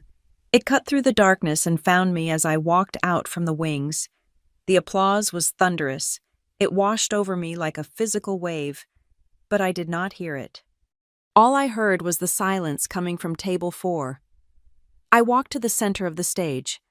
I stood tall. I looked out into the blinding light, and I found them. They were paralyzed. My mother looked like she had been struck by lightning. Her hands were covering her mouth. Her eyes were wide, terrified, staring at me as if I were a stranger who had stolen her daughter's face. My father was slumped in his chair, the man who had commanded me to leave his house, the man who had mocked my online games, looked small. He looked shrunken. He was staring up at me, and for the first time in my life, I saw fear in his eyes. He realized, in that single second, that the balance of power had not just shifted, it had vanished. And Marina's face was a mask of cracking porcelain. Her smile, the one she wore for every camera, was gone. Her jaw was tight. She looked at me with a mixture of shock and naked, raw jealousy. She looked at my dress. She looked at the diamonds. She looked at the way the room was standing for me, and she realized that every lie she had told about my mental breakdown was dissolving in the heat of this reality. I waited for the applause to die down. I did not smile. I leaned into the microphone. "Thank you," I said. My voice was calm, amplified to fill every corner of the room. "I did not come here tonight to talk about success," I began. "I came to talk about perception." I looked directly at table 4. I locked eyes with my father. For a long time, I was told that my work had no value because it could not be seen, I said. I was told that if you do not carry a hammer or wear a suit to an office, you are not building anything. I was told that my world was a fantasy. I paused. The room was deadly quiet. There are people who believe that the only way to measure worth is by how loud you can shout about it at a dinner table. I continued. There are people who believe that a child is an investment portfolio, and if that child does not yield the specific return they expected, the investment should be liquidated. My mother flinched as if I had slapped her. Tears were starting to well up in her eyes, not tears of joy, but tears of exposure. She knew I was speaking to the room, but talking only to her. I stand here tonight, I said, as proof of a different truth. Real power does not need to announce itself. Real success does not need to forge a signature to exist. I let the words hang there. Forge a signature. Marina went pale. She grabbed Graham's hand, her knuckles white. She knew that I knew. I was told recently to go live in the streets, I said, my voice softening, becoming almost conversational. It was meant as a curse, but I took it as a challenge. And what I found was that the streets are full of people who were thrown away by those who were supposed to protect them. People who were erased from the family picture because they didn't fit the aesthetic. I took a step back from the podium. So tonight, I am pledging another $5 million to the Open Door Initiative, I said, because no one should ever be homeless just because they refuse to live a lie. The room erupted. People stood up. The ovation was deafening. I did not bow. I simply nodded. And then, I walked off the stage. I did not go back to table 4. I went straight to the VIP holding room behind the stage. I sat down on a velvet sofa and exhaled. My hands were steady. My heart was slow. I checked my phone. It had begun. The first text was from my mother. It had arrived 2 minutes ago, while I was still on stage. Mom. Nora. Oh my God. Why didn't you tell us? We are so proud of you. We had no idea. I am crying right now. You look beautiful. Please come to the table. Everyone wants to congratulate you. Dad is just in shock. He is so happy. I read it with clinical detachment. So happy. She was rewriting history in real time. She was trying to pivot from the abuser to the proud parent before the applause even stopped. She wanted to claim the victory. She wanted to be the mother of the donor, not the mother of the exile. Then came the text from Marina. Marina. Wow. Okay, you really made a point. Look, we need to talk. Graham has some amazing ideas for how to leverage this for your personal brand. We could really partner up on this. The studio would be a perfect venue for your next event. Let's keep this in the family. Sis, do not let these strangers use you." I laughed, a dry, humorless sound. Partner up? Keep it in the family. She had forged my signature on a loan application, stolen $120,000, and now she wanted to be my event planner. The audacity was almost impressive. It was a survival instinct so pure it bordered on biological. I did not reply. I watched the screen of my phone. A third text came in. This one was from my father. "Dad, we need to speak. Now." It was a command. He was trying to re-establish the hierarchy. He was trying to be the father again. He thought that even with $25 million a year, I was still the daughter who had to obey. He was wrong. I put the phone face down on the table. I was not going to go out there and hug them. I was not going to let them take photos with me to post on Facebook with captions about our brilliant daughter. I was not going to give them the absolution they were desperate for. I signaled to the security guard at the door. "The guests at table 4, I said. "Ensure they are escorted out when the event concludes. Do not let them backstage. And if they ask for me, tell them Ms. Collins has left the building." "Yes, ma'am," the guard said. I sat back.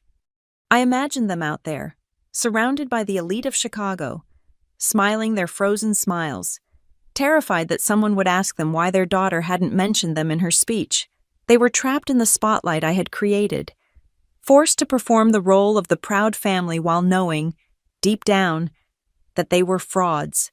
I had stripped them of their narrative. I had taken away their ability to pity me, and now all that was left was the bill. The gala was the theater, but tomorrow morning, the real work would resume. Oberon Holdings had just acquired the debt on their house. The foreclosure notice was already drafted. Tonight, I let them eat cake. Tomorrow, I would take the plate. The notification arrived on my secure server at 9 in the morning on a Tuesday. It was a standard automated alert from the legal department of Blackwood Distressed Assets. But to me, it read like a declaration of victory. Asset transfer complete. Loan reference number 88204B. Originator First Community Bank. Assignee Oberon Holdings, LLC. The banking system is a coward. That is the first thing you learn in high finance. When First Community Bank received my lawyer's request for substantiation regarding the signature on the loan documents, they panicked. A small regional bank does not want a federal fraud investigation. They do not want to explain to regulators why they lent nearly $500,000 based on a digital signature that didn't match the guarantor's history. So, they did exactly what I predicted. They classified the loan as toxic and disputed. They bundled it with a dozen other underperforming assets and sold it on the secondary market to clear their books. They took a loss to avoid a lawsuit, and my shell company, Oberon Holdings, was there to catch it. I picked up the phone and called Marcus. "It is done," I asked. "It is done." Marcus confirmed. His voice was grave. He knew we were crossing a line from investigation to execution. "Oberon Holdings is now the legal holder of the note.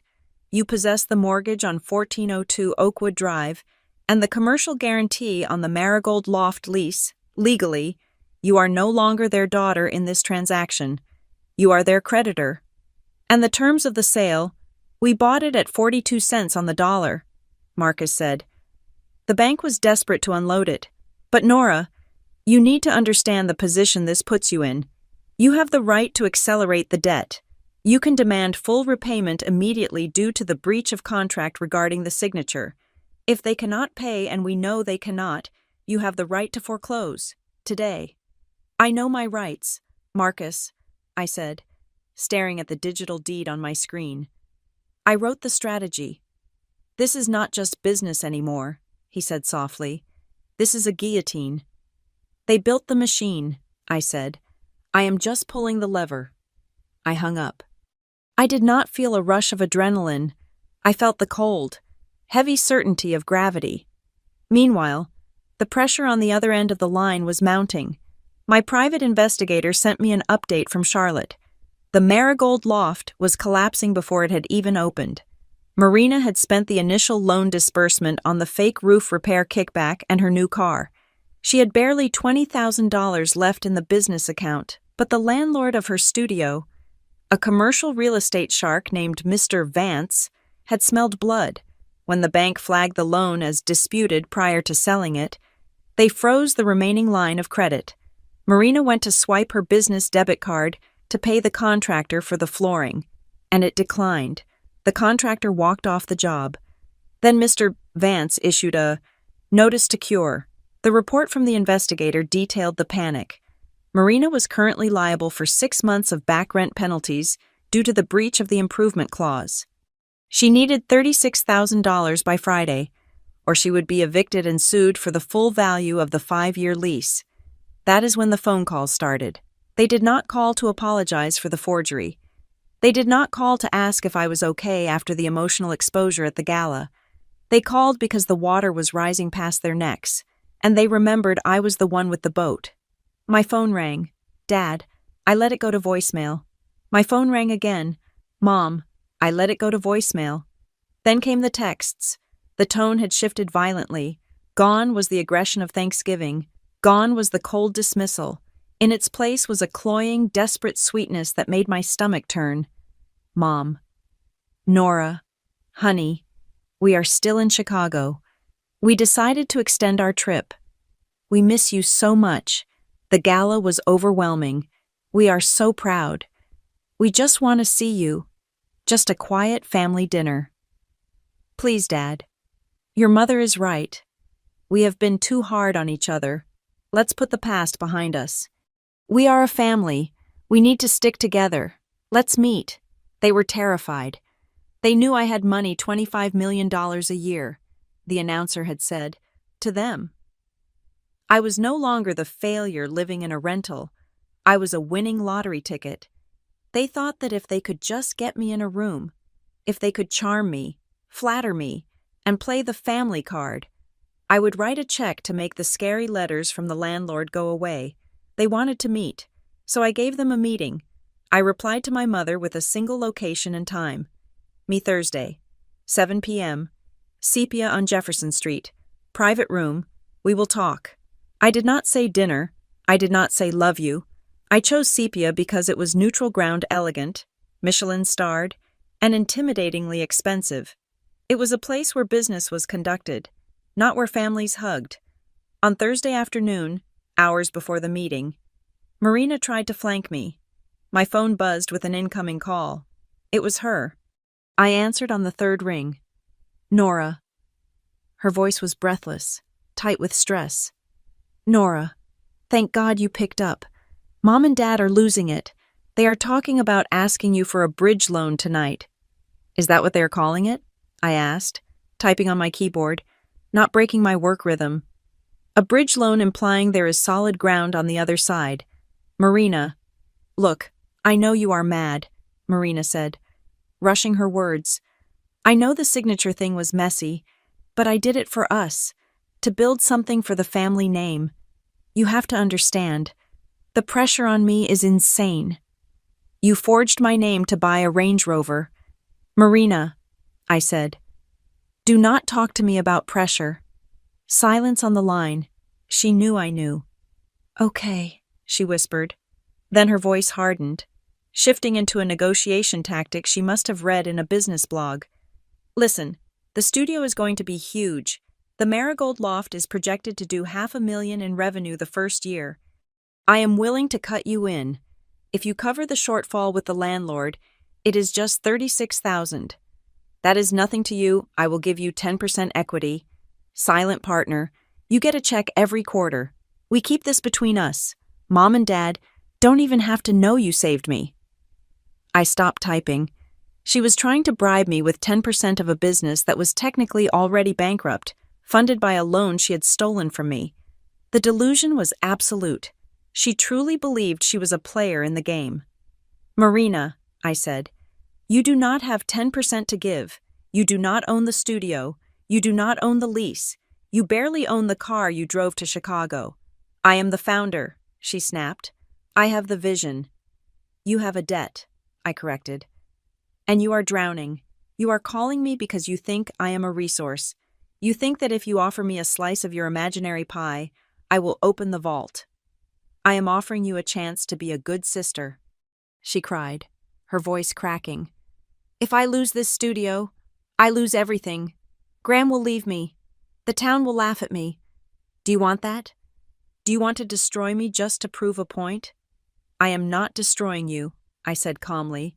"I am just letting gravity work." "Please," she begged, the facade dropping completely. "Just pay the landlord. I will pay you back. I promise. Just fix it." "Bring the financial statements to dinner," I said. "What?" "If you want to talk business, bring the balance sheet, bring the lease agreement, bring the contractor invoices. Do not bring tears. Do not bring stories about your vision. Bring the numbers." "Nora, do you want to be rescued, Marina, or do you want to keep pretending you are winning?" "I want to survive," she whispered. "Then bring the files," I said. "And do not be late." I hung up. I stood in my apartment and looked at the coffee table.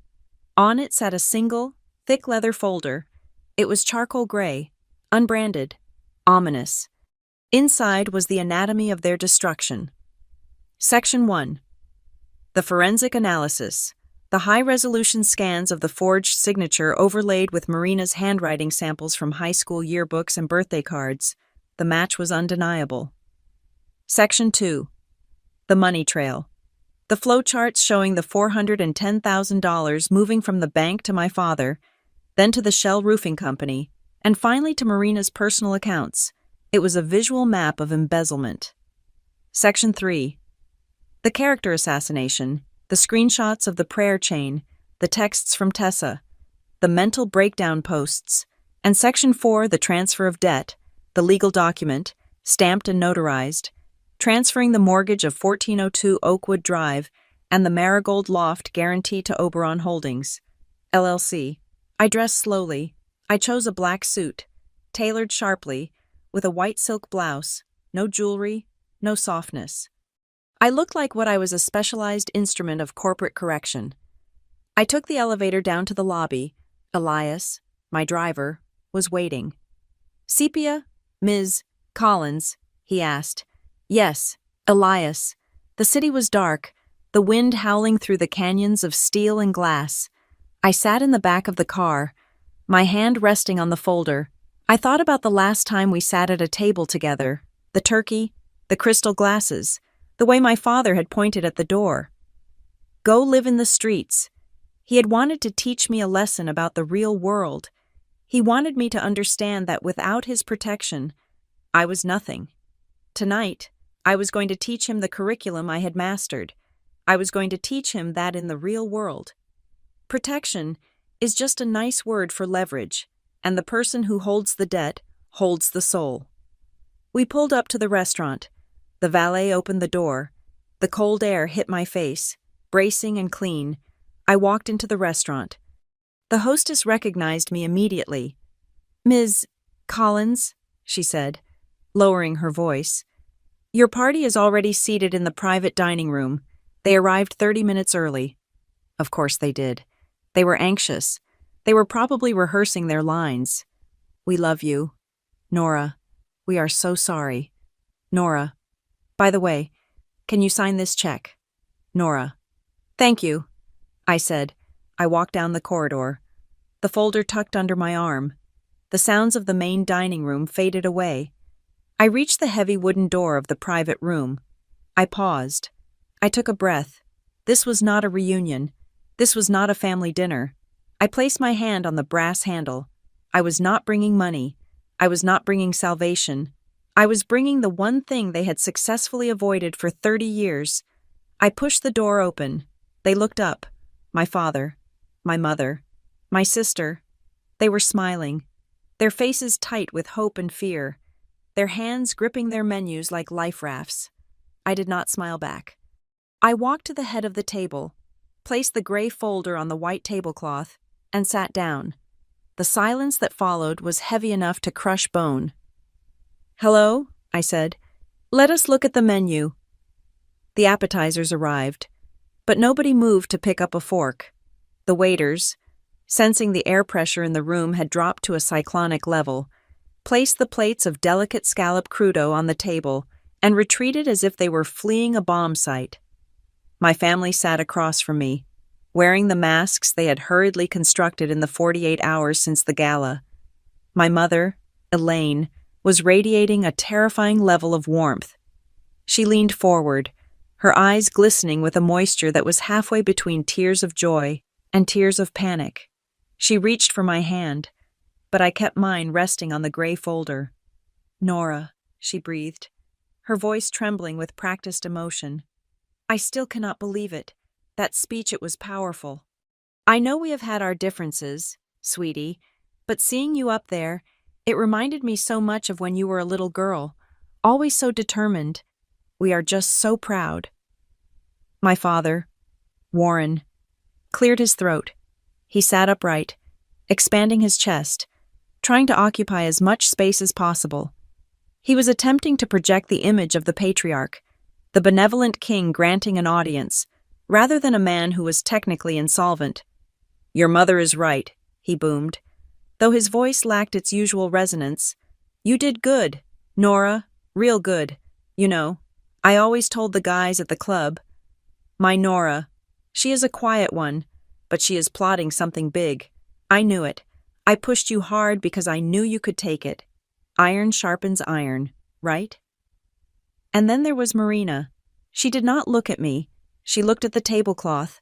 She was dressed in a soft, pale pink sweater, her hair loose and messy in a way that was calculated to look vulnerable.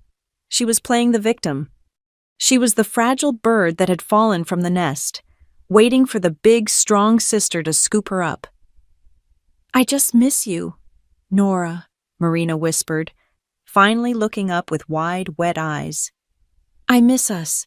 I feel like we let money get in the way of family, and that is wrong. We should not be fighting over business."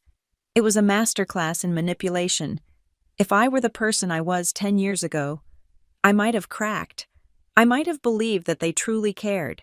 I might have written the check just to keep this illusion of love alive for 5 more minutes. But I was not that person. I was the CEO of Collins Signal Labs. I was the managing partner of Oberon Holdings, and I had the receipts. I did not respond to their affection. I did not acknowledge their pride. I simply opened the folder. The sound of the leather cover hitting the table was the only noise in the room. "We are not here to talk about the past," I said. My voice was low, devoid of inflection. "We are here to talk about the transaction." I slid the first document across the table. It spun slowly on the white linen and stopped directly in front of my father. It was the forensic analysis of the loan application. "On November 20th, I said, "an application was submitted to First Community Bank for a secured home equity line of credit in the amount of $410,000. The application required 3 guarantors, Warren Collins, Elaine Collins, and Nora Collins." My father stared at the paper. He did not touch it.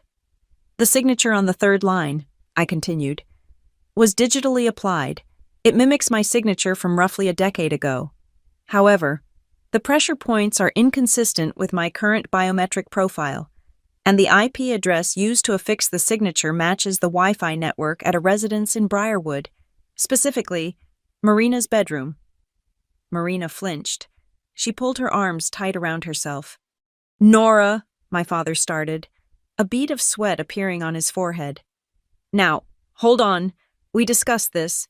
It was a chaotic time. You were traveling. We needed to move fast to secure the rate. We were acting as your agents. We knew you would want to help. Agents require power of attorney," I said.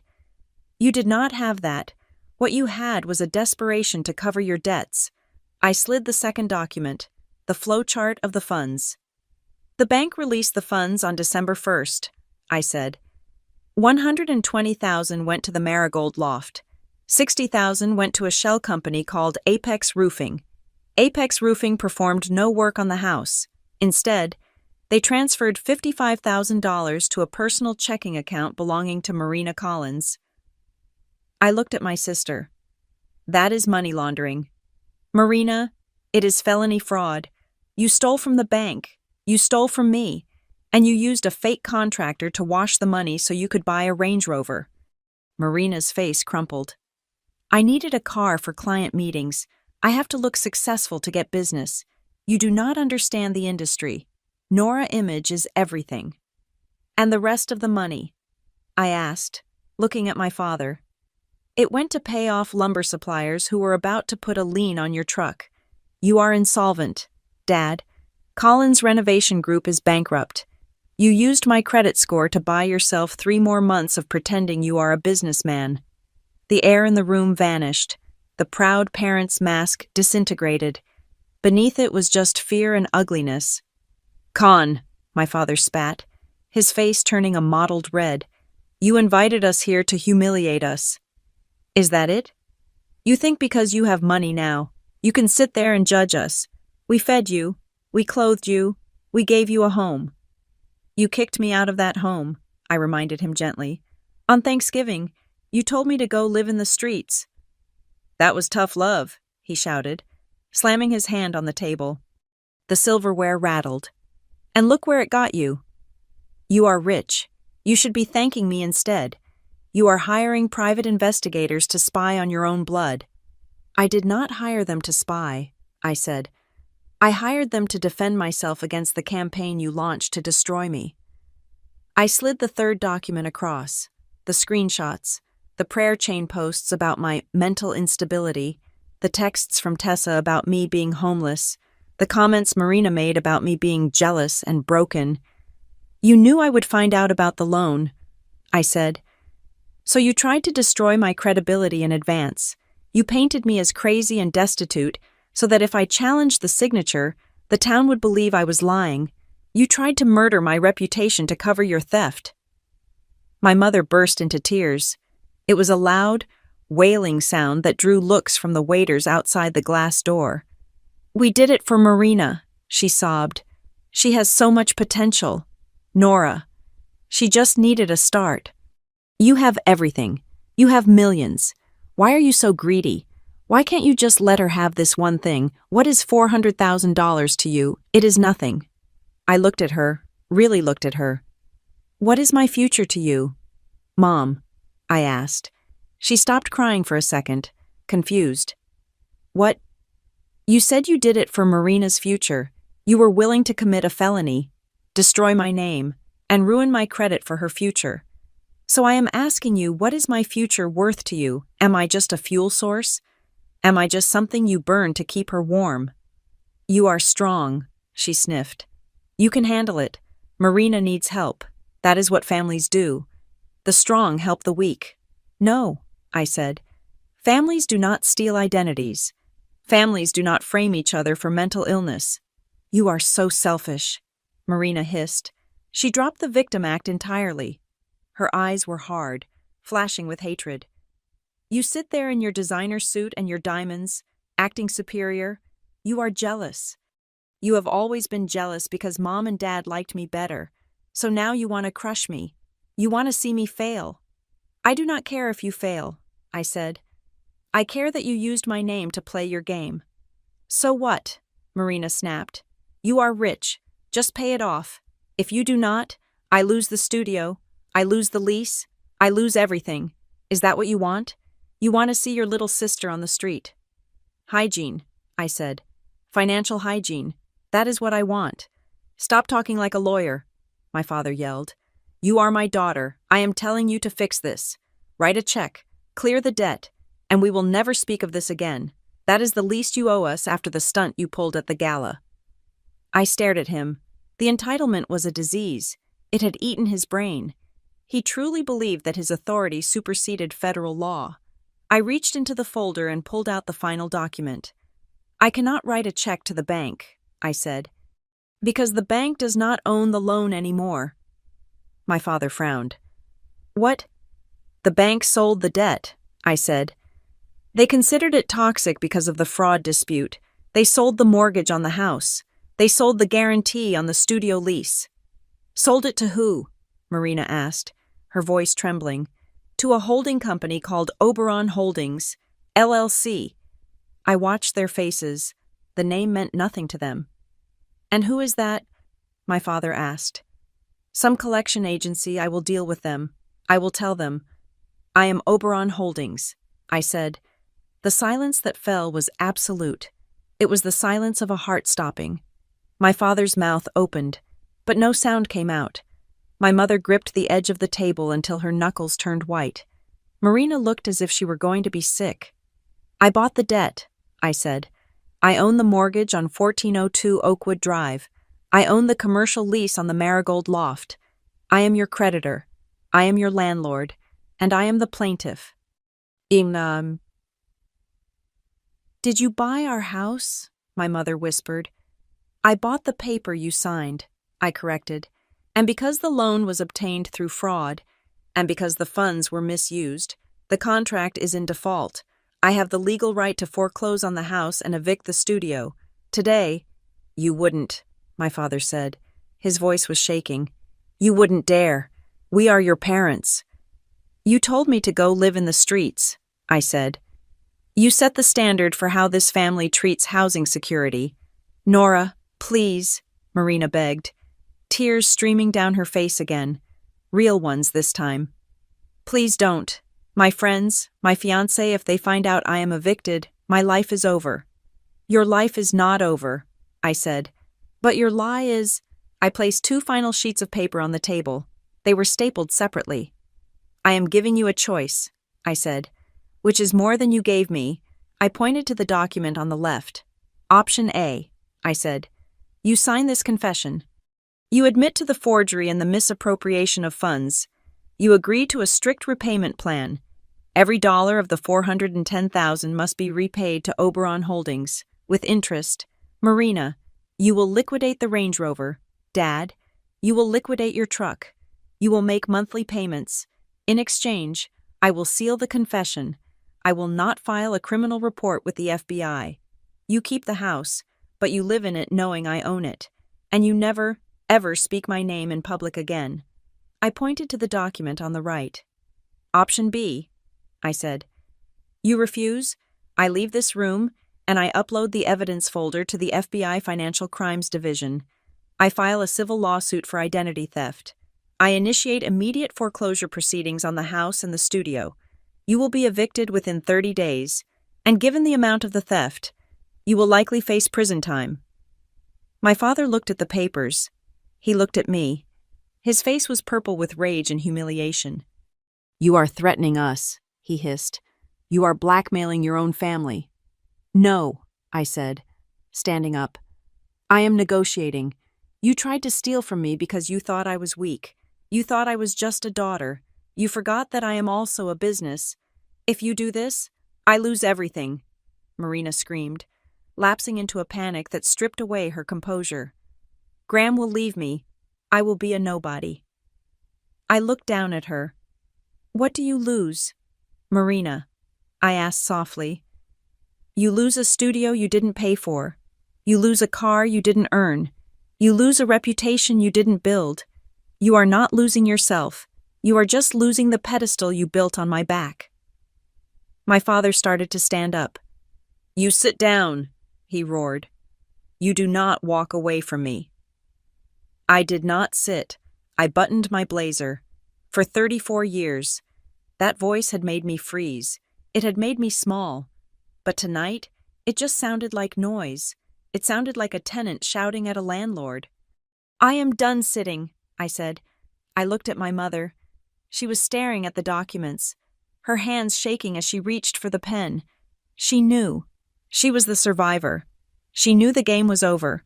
She knew that the useless daughter, the one she hid from her friends, the one she apologized for, was now the only thing standing between her and a federal prison cell. "Thanksgiving.